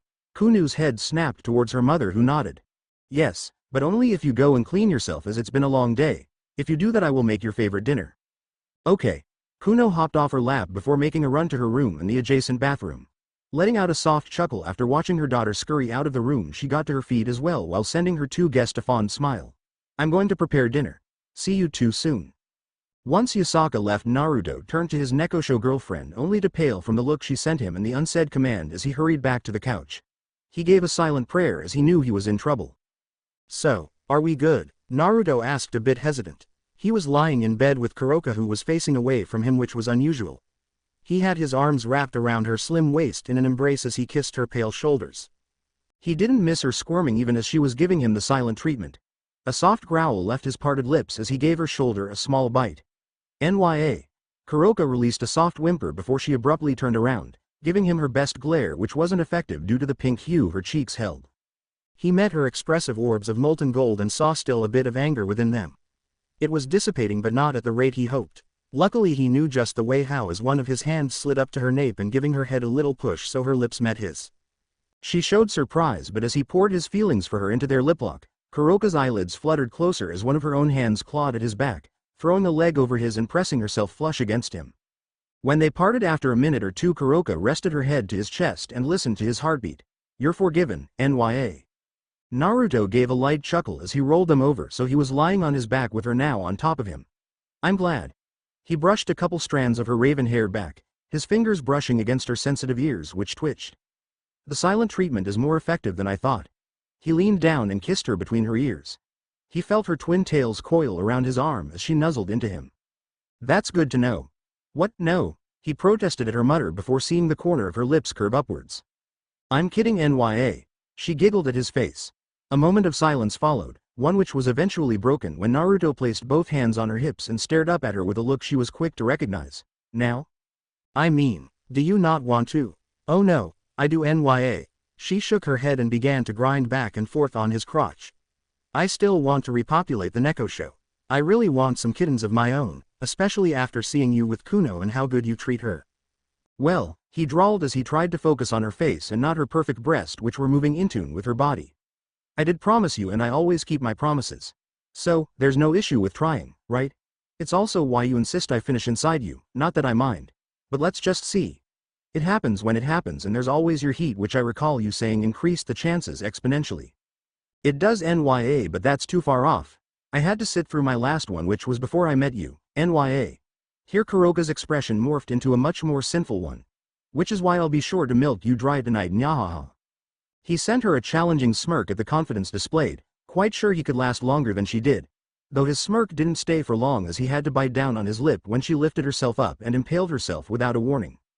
The sounds of their moans, groans and whimpers not dying down until the sun had shown signs of rising in the horizon. Content. Satisfied. Tired. Those 3 words were how Kuroka would describe herself as she slowly woke up. Everything was still aching, but she couldn't refrain from smiling as the reason for her current state. She hoped, as she cradled her tummy, that after last night he finally managed to put some kittens in her. The chance was actually rather high, especially with how many times he had released within her. Speaking of the devil, Kuroka stifled a chuckle. She felt his arms tighten their hold around her. Hey, it was a silent murmur as she felt him nuzzle her hair. Morning NYA, or rather afternoon, hee. A soft-sounding giggle escaped Kuroka as she managed to wiggle out of his hold. She rolled over onto her stomach with her feet up in the air while smiling beautifully at him as she saw his eyes trail over her nude form. Naruto gave a soft hum as he removed his eyes from her with reluctance and got up, stretching and feeling his joints pop, followed by a sigh of relief. "Oh, I think of taking a quick shower, care to join me?" "Of course NYA. But you do know it won't be quick then, right?" He rolled his eyes. "Sure, see you there." He grabbed a towel before making his way to the bathroom attached to their room. Kuroka laid there for a moment longer, stretching much like a cat before pushing herself up and skipping over to the bathroom as she could hear the water running. Entering, she could see him beneath the falling water as he was facing away from her. His head was hanging as she sneaked up on him. She was naked and as silent as possible opened the door and entered inside with him. "NYA," she purred as she embraced him from behind, making sure to push her large breast against his back while her fingers were running up and down his abs. "That was quick," he said, still not turning around. "Of course NYA." Kuroka giggled as one of her hands glided down towards his limb, which she could feel had already begun to harden. "Oh, what's this? All for me. Nyahaha." However, she was abruptly cut off as Naruto turned around and lifted her up before pressing her against the wall. "Ooh, kinky," Kuroka whispered into his ear before nibbling on one of them as she locked her legs around his waist. "What are you waiting for NYA?" she wondered as he stared at her. "Oh, nothing." He shook his head, "Just admiring how beautiful you are." Before she could respond, Naruto buried himself completely inside her, a loud moan reverberating from the bathroom walls as he did so. "Morning all." Naruto greeted them rather cheerfully as together with Kuroka the pair entered the living room where Yusaka, Kuno and Sasuke were located. The former looked at them with a stink eye as she knew from the glow surrounding Kuroka what the two had been doing. It didn't help that the Nekosho took note of her stare and sent her a victorious smirk. "Ni-chan." A golden blur launched at him, prompting Naruto to let go of Kuroka and catch the missile that was Kuno, twirling her around and holding her up in his arms. "Hey there Kuno-chan." He playfully bopped her on her nose before moving to sit down with her in his lap, which seems to please her greatly judging from her expression. He then turned to Sasuke. "So, what now? I mean, the point of our visit was to come in contact with a god, but I doubt that's happening anytime soon." Sasuke gave a casual shrug. "Don't ask me, I'm just glad to not be in school anymore. How they can stand it for so many years is a wonder to me, as I doubt I could survive even one."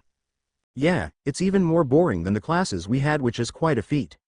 Suddenly, everything seemed to stop as they all froze in place. Not literally, but more so from quickly standing on guard as something akin to a portal appeared right above the table in front of him. "What's happening?" Yusaka inquired, but saw they too were rather clueless. She did take note of Kuroka's fingers digging in Naruto's shoulder from the corner of her eyes and the way she was biting her lower lip. "Here you two are." A rather emotionless voice holding a feminine tint to it reached their ears, followed by a short, dark-haired girl that wore what was most certainly inappropriate clothing appearing from the portal. "Oh Office-sama NYA." Kuroka exclaimed, but shock but also fear as her ears flattened against her head. From where she was seated, Yusaka's orbs of gold widened at what the cat called the little floating girl that intruded upon her home. She dared not to say anything though, given that she could likely kill her with a single glance. Kuroka. Her saying her name was the only acknowledgement she gave the Nekosho. Something you want from us? I doubt you'd search us out any other way." Naruto spoke rather casually, surprising Yusaka though she could see his body was tense. "Do you two want to go home?" That got their attention more than she already did. "Home? As in?" Sasuke questioned as his eyes were narrowed. "I managed to form a connection with the realm you two originated from. I sensed a lot of energy from there which garnered my attention. It's similar to the one you two have." "You mean chakra?" Our version of it at least. But a high amount. Naruto exchanged looks with Sasuke. You got an idea what the cause may be? No, he received a negative response from his friend. Huh. Well, it wouldn't hurt to visit, even if just to assure it's nothing and that we're still alive. I wonder if they're still looking for us despite it being what, almost a year that we've been gone. Sasuke shrugged. If it keeps me away from the hell that is school, I'm up for it. Wait. Yasaka interjected. You two are leaving already? She was upset. She hadn't managed to do anything with the blonde since his arrival here. Well, aside from that soul-searing kiss he had given her the first day, which unfortunately led to a long night for the vixen as she had to relieve herself. It definitely did not help that she had been more than aware what he and Kuroka had been doing.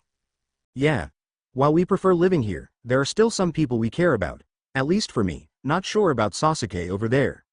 Oh, I see. Yasaka mumbled as her eyes were looking downcast and her ears drooped. Naruto saw this and winced before turning to Office. Give us a couple hours and we'll be ready. She gave no response as she simply formed another portal and left. A rather awkward silence followed as the previous warm atmosphere was now replaced by a more moody one, and Naruto didn't miss how Yasaka appeared to be holding back her tears. Unable to take such a sight, he leaned over with his lips next to Kuroka's ears and whispered. The Nekoshu's expression morphed into rage, then distaste, and eventually settled on understanding, even if her lips were still curled downwards. Fine. But we will have a proper conversation the next time we're here. All three of us NYA. She said, soft enough only he could hear. Of course. He was quick to nod and peck her lips before leaning down towards Yasaka's daughter he still had in his lap. Hey little fox, I'm going to see if I can make your mama happy, alright. Kuroka here will play with you. The small girl turned to the black-haired woman, who nodded with a small smile as she took her from his lap. Perhaps she could get a taste of what it would be like when she has children of her own. Standing up himself, Naruto walked over towards Yasaka, who hadn't said a thing, and gave her shoulder a light squeeze. She looked up to see him standing beside her and tried to hide the hurt she felt, though failing miserably at that. Naruto took one of her hands in his own and leaned down, this time whispering to her. Really? Yasaka's voice was a strange mixture of hope and longing as she cast a sideways glance towards Kuroka, who gave her an almost unnoticeable nod.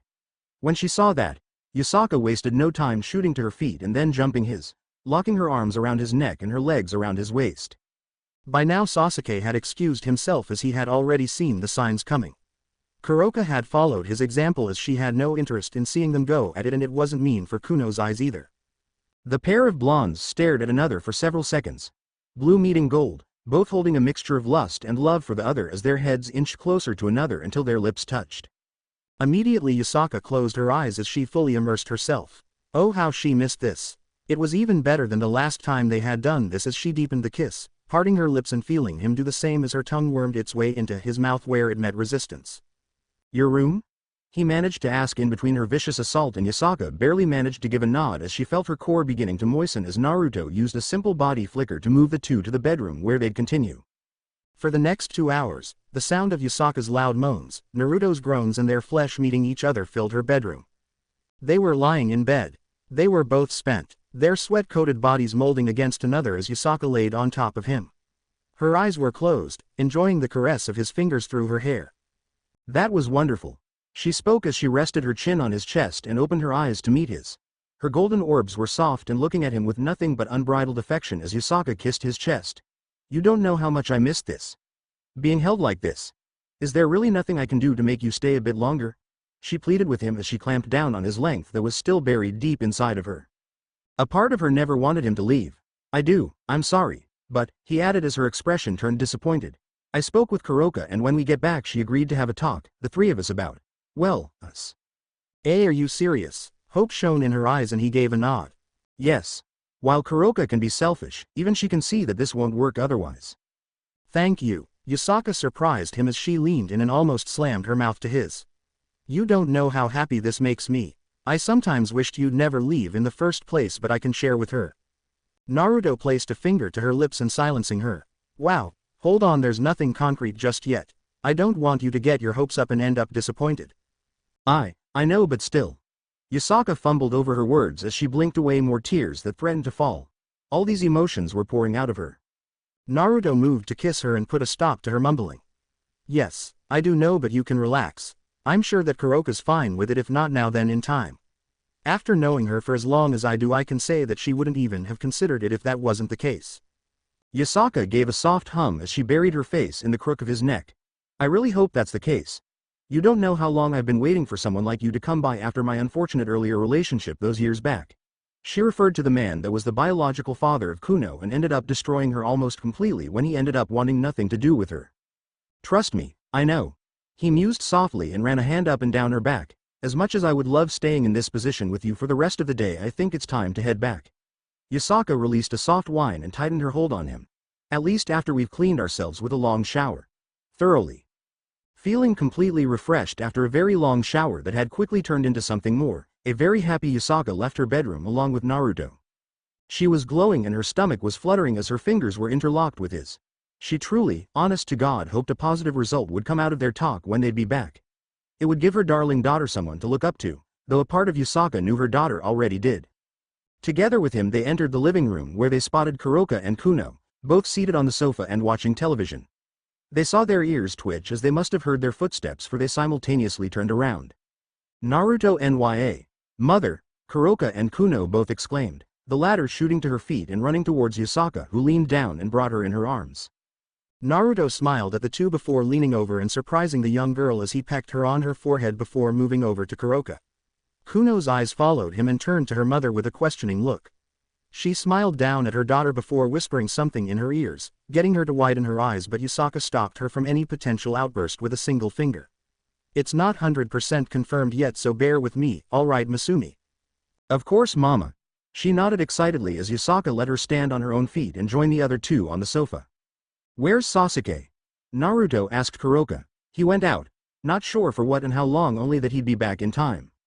I see. Naruto gave a hum and leaned back. He shortly thereafter felt a weight in his lap and looked to see Kuno there, giving him a toothy smile that was way too cute as he brought her in a hug that she welcomed. It was time. They were in an area hidden away from the general populace. The ones present were Sasuke, Kuroka, Yasaka with her daughter, and Naruto. Ah, Office was there as well, of course. I assume you three are ready. They nodded, or in Sasuke's case grunted, which meant whatever he felt like at the moment, but it was still counted. Very well. I'll open up another portal in a few days. Now that I have an understanding where you two are from, I can access it anytime. That's fine with us. Do we have everything that we need?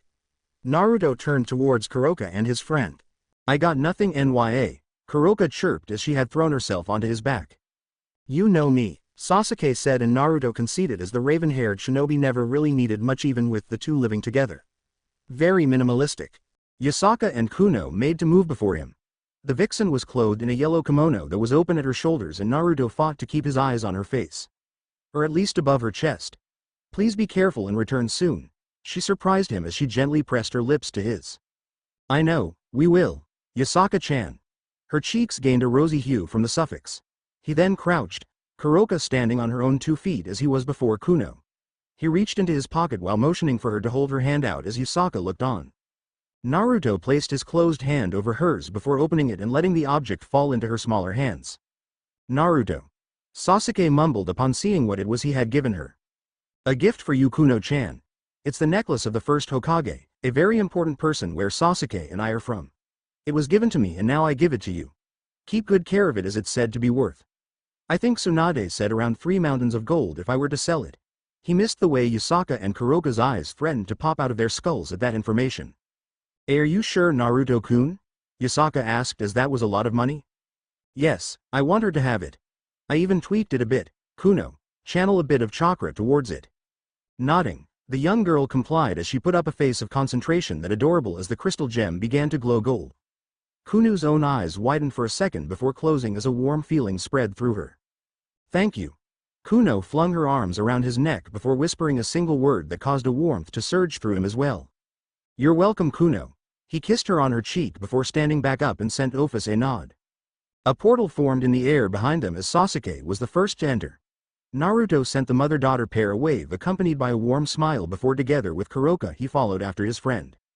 Once they had left, Yasaka and Kuno were the only ones left standing, for Office had gone somewhere as well. For a brief moment Yasaka felt rather lonely, which was broken when she felt her daughter hold her hand. The necklace that Naruto had given her was in between their hands. And remembering what Naruto had told her daughter, Yasaka too channeled a small amount of her chakra to said necklace and immediately felt like he was right there with them and embracing her. Let's head home, Masumi. One moment they were in Kyoto. The next they were back in their world after entering the portal Ophis had formed. There was only one tiny problem, and that was that the portal they exited out of was up quite high in the air. Several dozen meters, to be exact. NYA. Kuroka yelped as she quickly latched onto Naruto, who was close by, wrapping her arms firmly around him from behind while his own hands came up to her thighs to support her, simultaneously keeping a partial grip on her kimono, which was about to reveal her body to the world, especially since he had noticed Kuroka and foregone to wear anything underneath it despite him telling her to. From the corner of his eyes the blonde saw Sasuke forming the initial state of his Susanoo to dampen his fall. He himself wasn't sure what to do. Sure, he had several ways he could come out unscathed, but they each involved bringing forth a large amount of chakra that could be sensed by anyone kilometers away from them and alert them. After all, his chakra was most certainly unique, even without adding Kurama's chakra to it. But as the ground neared them and with Kuroka asking him to do something, he settled for creating several clones. While they were grumpy at being used in this manner seriously, what's up with his clones and their personalities? Weren't they supposed to do what the creator wants them to? They aided them in dampening the fall, poofing out of existence when he landed on a bunch. You okay? He asked Kuroka as he let her stand on her own 2 feet. I am NYA. Thanks to you. Leaning up while standing on the tips of her toes, she briefly pressed her lips to his cheek before looking around. Where are we, NYA? Her 2 tails swishing around behind her. Not sure. Naruto answered her as he looked around, but judging from the trees around us, we're somewhere in the land of fire. NYA. That's good, right? She blinked owlishly at him. I remember you telling me a bit about the countries. Their differences in names along with each having a village of their own. The one you two are from should be in here. Didn't expect you to reveal that to her, Sasuke told his blonde friend, who scratched his cheek. Didn't see any reason as to why not. Our relationship is rather serious and I didn't find a reason not to sat her curiosity for our origins. Kuroka stuck out her tongue towards Sasuke as she didn't like what he seemed to be implying. The childish gesture was of course ignored as the Uchiha gave a simple grunt. It's your choice. Any idea which direction we need to be going? I'm not familiar with our surroundings. Let me see. Naruto closed his eyes as he began gathering nature chakra, the pigment surrounding his eyes forming before he tensed, an action which got Sasuke's attention as he was immediately on guard. Something the matter? He inquired, bringing Kuroka's attention to him as well, who blinked curiously at him. Well, we're not alone. Naruto opened his eyes and his blue orbs flickered to the surrounding trees. Just then several shadows jumped out and landed before them. Anbu. Naruto and Sasuke thought, whereas Kuroka was rather confused at what was going on. Though as she saw neither of the two acting hostile to the newcomers, she made no gestures that could be taken in a bad way either. She just moved a bit closer to her boyfriend in a chance that it may change in a split second. And Naruto. And Sasuke. Is it really you? One of the Anbu operatives asked. His mask was that of a sloth, and despite his voice being a bit muffled due to it, Naruto still felt a sense of familiarity as he spoke. Yua. Shikamaru? He guessed with furrowed brows. He assumed so due to the mask and his hairstyle, which only one clan in Konoha wore. Where have you guys been? He questioned while taking a step forward, motioning for the others to stand back. All the nations have been looking for you two since your disappearance. Now, suddenly you're here and not alone. Shikamaru trailed off as he took a moment to look over the third person that was with them. Never before was the Nara more glad that he was wearing a mask, as it hid his cheeks that gained a red hue to them upon laying his eyes on her. She was on the shorter side of the women he had seen, with long raven-colored hair with split bangs and held in place with a hairband that framed her face, accompanied by exotic orbs reminiscent of shining ambers that held slitted pupils within them.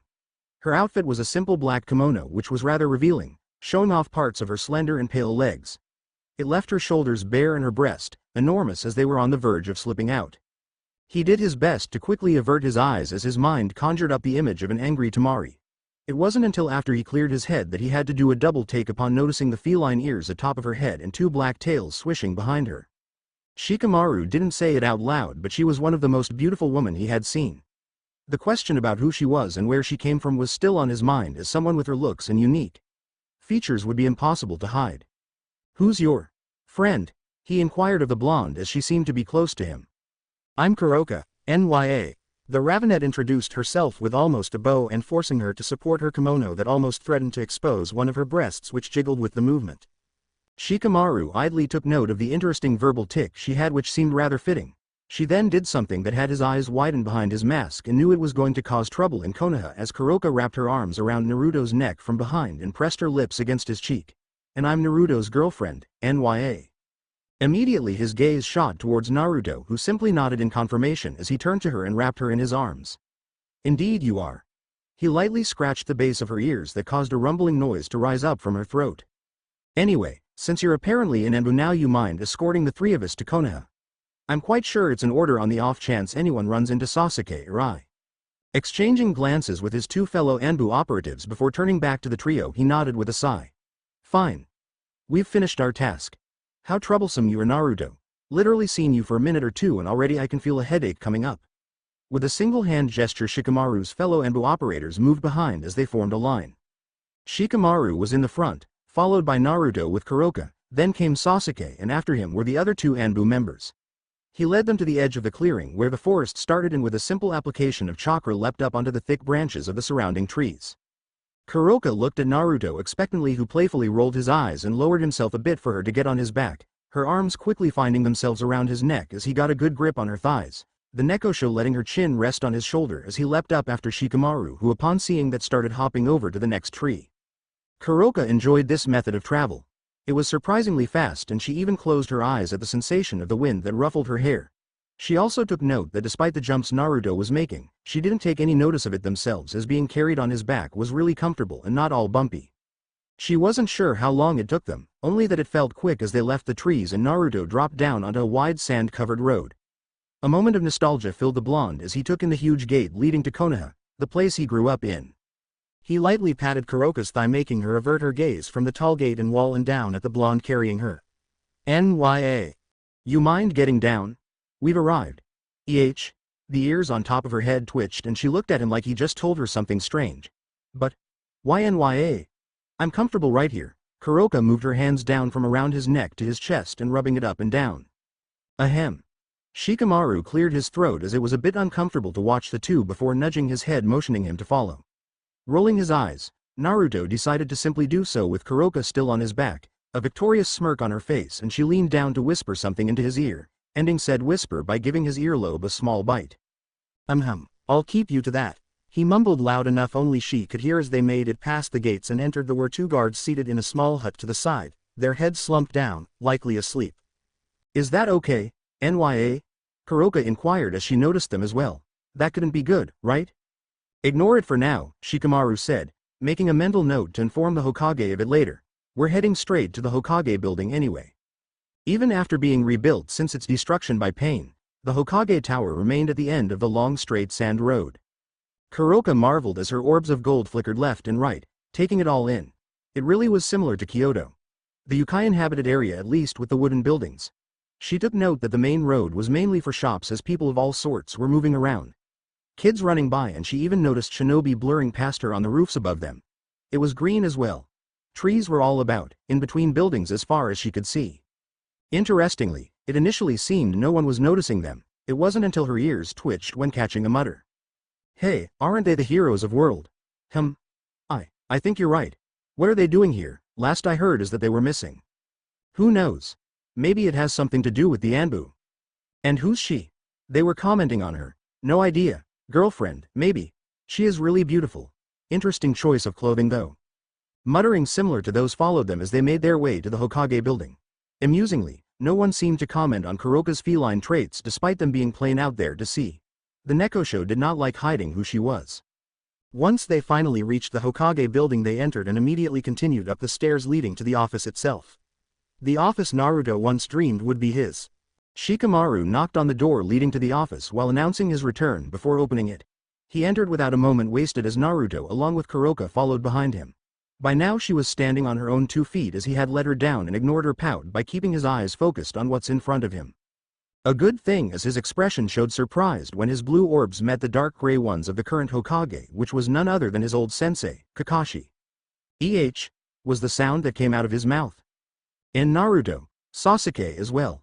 Kakashi muttered before his gaze shifted over to the admittedly attractive young woman standing close to his blonde student he'd never seen before. "And who might you be?" he inquired as he managed to keep his eyes on her face and not the large amount of flesh exposed by her risque choice of clothing. I'm Kuroka, NYA. She introduced herself and the sixth Hokage raised a single eyebrow at the interesting verbal tick before noticing the two slender appendages waving in the air behind her along with the non-human ears sticking out atop of her head. Slowly he moved back over to Naruto before opening his mouth and asking, "Explain."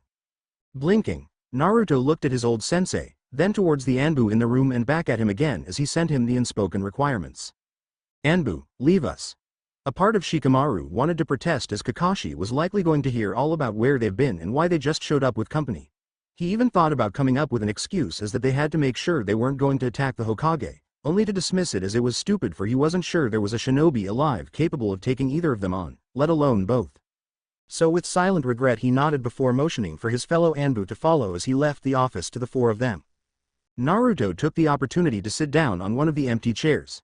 There was another one right next to the one he was sitting on but Sasuke preferred to stand. He was about to gesture for Kuroka to take the other seat but his Nekosho girlfriend plopped herself down on his lap, causing both of Kakashi's eyebrows to rise as his arms locked themselves around her waist. Interesting. He mused his blonde student was the last person he thought would end up in a relationship with how dense he used to be. Releasing a long sigh and tilting his head, Naruto opened his mouth and spoke. Well, it all started between the fight Sasuke and I had after dealing with Kagaya, and he began retelling what they've been up to while away. His friend kept mostly silent and let him talk, only butting in every now and then to correct him for any memory he misremembered or completely forgot and was willing to reveal. "That's quite the story you just told me," Kakashi muttered after he was done listening to Naruto retelling him about what he and Sasuke had been up to since the time they'd been missing. He took a moment to process everything properly, taking the opportunity to give his old students a good look over. There were definitely some noticeable changes with both of them. Naruto's blonde hair, still as unruly as ever, had grown longer to the point it almost started covering his eyes. The lines on his face, similar to whisker marks, were a bit fainter than they had been. And from the moment they had entered, Kakashi was able to note that they had grown taller, close if not his own height judging from Shikamaru, who was shorter than the two. What was the most surprising to Kakashi was the utter lack of orange on the clothes he was wearing. Not even a single speck was visible. Sasuke, on the other hand, well, he had gotten rid of his weird sense of fashion as he wore simple dark clothes that fit him well. His hair had also grown a bit longer and had lost a bit of its spikiness, flat on one side of his face and covering his Rinnegan. Now that he looked at him, he seemed to have gained a bit of a tan on his rather pale skin. The two both carried themselves differently. An aura of power was surrounding them even if they didn't seem to be aware. Lastly was the pretty and unique-looking young woman that was comfortably seated in his blonde student's lap. Yes, definitely unique with those ears atop of her head and tails that came out of her back. A real looker that was likely going to turn many heads, especially with the provocative kimono she wore that was showing off more flesh than what seemed socially acceptable. Even Enko, who was rather outgoing, didn't show as much as she was doing. Kuroka, Kakashi recalled her name. Minato-sensei would be proud, Kakashi mused internally as he watched her give a soft giggle at something Naruto told her.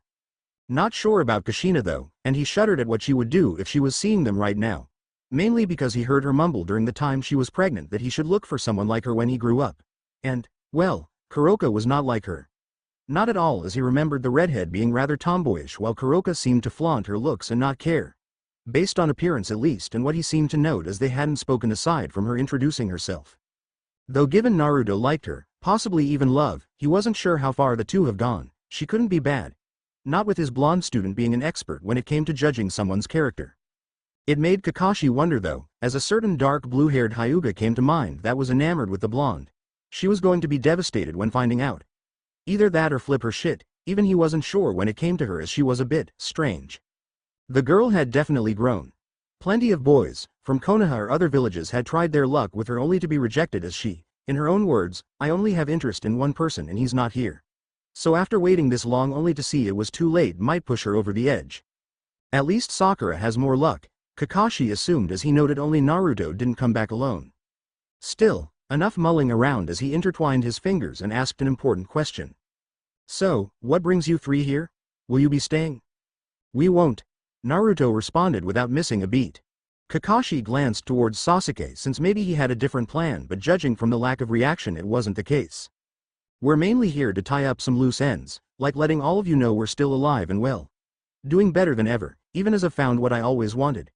After that we're heading back to the world we've been living in since we went missing." It's just so different compared to here. The technology is more advanced and after using it I don't think we can go back to here. What about your dream, becoming Hokage? He couldn't help but ask. Here Naruto released a heavy sigh as he stared his old sensei right in the eyes. My dream of being Hokage was something I made under false pretenses. Manipulations of an old man parading himself around like a grandfather while not sparing me a glance when it really came down to it. He told me that the solutions to my problems, the loneliness I suffered, the glares and looks of disgust would be gone and that people would admire me if I took the hat sometime in the future. But if he actually spent some time with me he would have seen that what I actually wanted was someone to take care of me, anyone, really.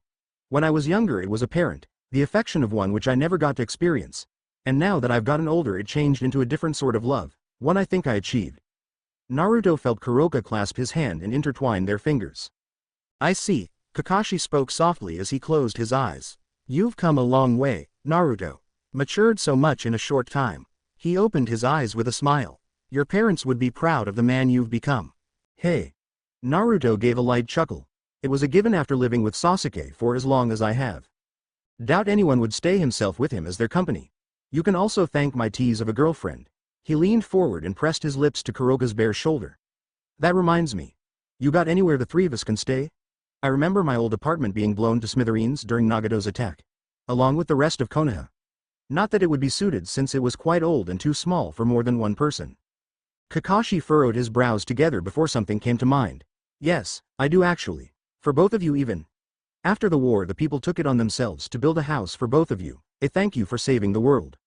Really? Even Sasuke raised an eyebrow as he was interested. Where is it located? If you leave the Hokage Tower and immediately turn right, you follow the long road past a short shopping district until you reach the end where you can either turn left or right. You take right again and you should be able to see them. It's a bit more on the outskirts of Konoha but in a very sought-after location. All right, we'll head out there soon. One more question, what's Tsunade up to since you've taken over her post here? She's teaching potential medics in the hospital. Her usual doctor duties have been taken over by Sakura and Shizune. After the war we got a large influx of shinobi interested in becoming a medic or at least know the basics. If you plan on visiting her I suggest you wait till tomorrow, she's been busy the past few days. Fine with me. Think it's time for us to go and check out where we'll be staying during our time here. This time Kuroka did get up from his lap without him needing to order her. Wait. Kakashi stopped them just as they were about to walk out. Can she, you know? He gestured to her ears and tail which made Kuroka hiss and narrow her eyes. Naruto quickly calmed her down as he scratched her at the base of her ears and sent his old sensei an apologetic look. Sorry Kakashi but Kuroka doesn't like hiding them. She's rather proud of her heritage. I don't think she'd comply even if I asked her to. I see. Take care and feel free to drop by. Perhaps we can share stories with another about what's been happening. They waved him goodbye. At least Naruto and Kuroka did whereas Sasuke merely inclined his head towards him. As the door clicked shut behind him Kakashi turned in his seat, looking up at the Hokage mountain, specifically the face of the fourth Hokage. I really wish you could see your son now, Minato-sensei. Ino, you've also been called here. The blonde in question looked to the owner of her voice where she met green orbs with her teal ones. Yeah, Shikamaru came by and wanted me to be here. And I'm not the only one I see. As she greeted the fellow members of the Konoha 11, now 10 due to Naruto having been missing since the end of the war. Neji's death and Sai being added. Oh, hey Ino. Shoji returned as he was trying his best not to salivate over the menu he had in front of him. Surprised Shika isn't here. Since he's the reason we're here in the first place. He'll be here in a bit. Told me he needed a change of clothes and that we're to be ready for a shock. Ino sounded a bit confused as what her old teammate told her. You too, huh? Wondering what it could be. Maybe has something to do with how people were acting when I came here. Kiba gave his 2 cents. You got an idea, Hinata? I don't. Was the short response of the blue-haired young woman. Oh, Shikamaru is there. They looked at where she was staring to see the Nara enter in more casual clothing. Hey. The Nara greeted as he sat down after they had made place for him. Good to see you all listened and came. Well, you did sound serious when you asked. Ino told him before leaning forward. So, what is it that you've called us all together for? It has to be important. Looking at each of their faces, Shikamaru nodded as he opened his mouth and was ready to drop a bomb. Naruto and Sasuke are back. A moment of silence followed after he spoke those words. They all seemed to process it and he could almost hear the gears spinning in their minds. What? Sakura wasn't sure if she had mistaken what she had just heard or not. Naruto and Sasuke, both are in Konoha. I escorted them here earlier. Seeing their disbelieving expressions, he sighed. I'm not lying. Not with a topic as serious as this. You can even ask Kakashi if you want, he'd only confirm what I just told you. Single quote. And Naruto-kun, Hinata mumbled to herself before eyeing Shikamaru. Where are they and now? Sitting beside her, Kiba was unsure how to feel seeing Hinata revert back and lose all her growth at the mention of the blonde. All the progress she had made, both mentally and physically, just seemed to disappear as she was reverted to a love-struck girl. It also didn't help that he had thrown a few subtle hints here and there that he had an interest in her which had flown right over her head. Beats me. Shikamaru admitted. After leading them to the Hokage, he asked for privacy as they were being questioned. He didn't mention the cat-like girl that had come with them, and her relationship with Naruto, since it was no doubt going to cause problems he'd rather not deal with. Way too troublesome. I wonder what's going to happen now that they're back. Huh, what do you mean? Kiba asked Ino for clarifications as to what she seemed to be implying. It was Shino who answered him, though, isn't it obvious? Naruto and Sasuke are the strongest shinobi alive, making our village many times more powerful than the next. While good for us, it's worrying for others. Why? Because the balance of power has completely shifted in our favor. With either capable of destroying a hidden village by themselves, they may take actions due to feeling threatened. Having said his piece, Kiba followed up with another question. But it's peacetime? The villages have much better relationship with another. Here Shikamaru sighed. If it wasn't Naruto that asked dumb questions, they could always count on the Inuzuka to fill in for him. Because the villages were around the same strength without them. All have suffered losses, some more than others, but now we have two shinobi on a completely different tier than the others. One being a Jinchuriki with the powers of the sage and the other an Uchiha with the Rinnegan. And while we know Naruto would never do such a thing, it's still a bit unclear with Sasuke, since obviously something must have happened during the time that they were gone. Enough of that, Ino butt in as the conversation was moving in a direction she didn't like, and she eyed both Sakura and Hinata. What are your plans? You've both been waiting for them to return, so now will be the best time to confess. I've gotten over Sasuke a while back. I'm going to visit them tomorrow if Tsunade-sensei allows me. It's been really busy in the hospital the past couple days. Me too. Father wishes to discuss clan-related matters with me, but I should be free after, if we find out where there are first. How about we all go together tomorrow? Tenten proposed. None of us aside from Shikamaru have seen them since the war. Curious to see if they've changed. Peef. Sakura huffed. Naruto, change? He's probably still the same orange-loving dolt as he always has been, ready to annoy me the moment he sees me. Shikamaru fought down a response that he wanted to let out. They were in for a surprise tomorrow, and he wasn't sure which one was going to be surprised the most, Sakura or Hinata. Good or bad. Soon the topic changed as food was being ordered and they enjoyed the rest of the evening together.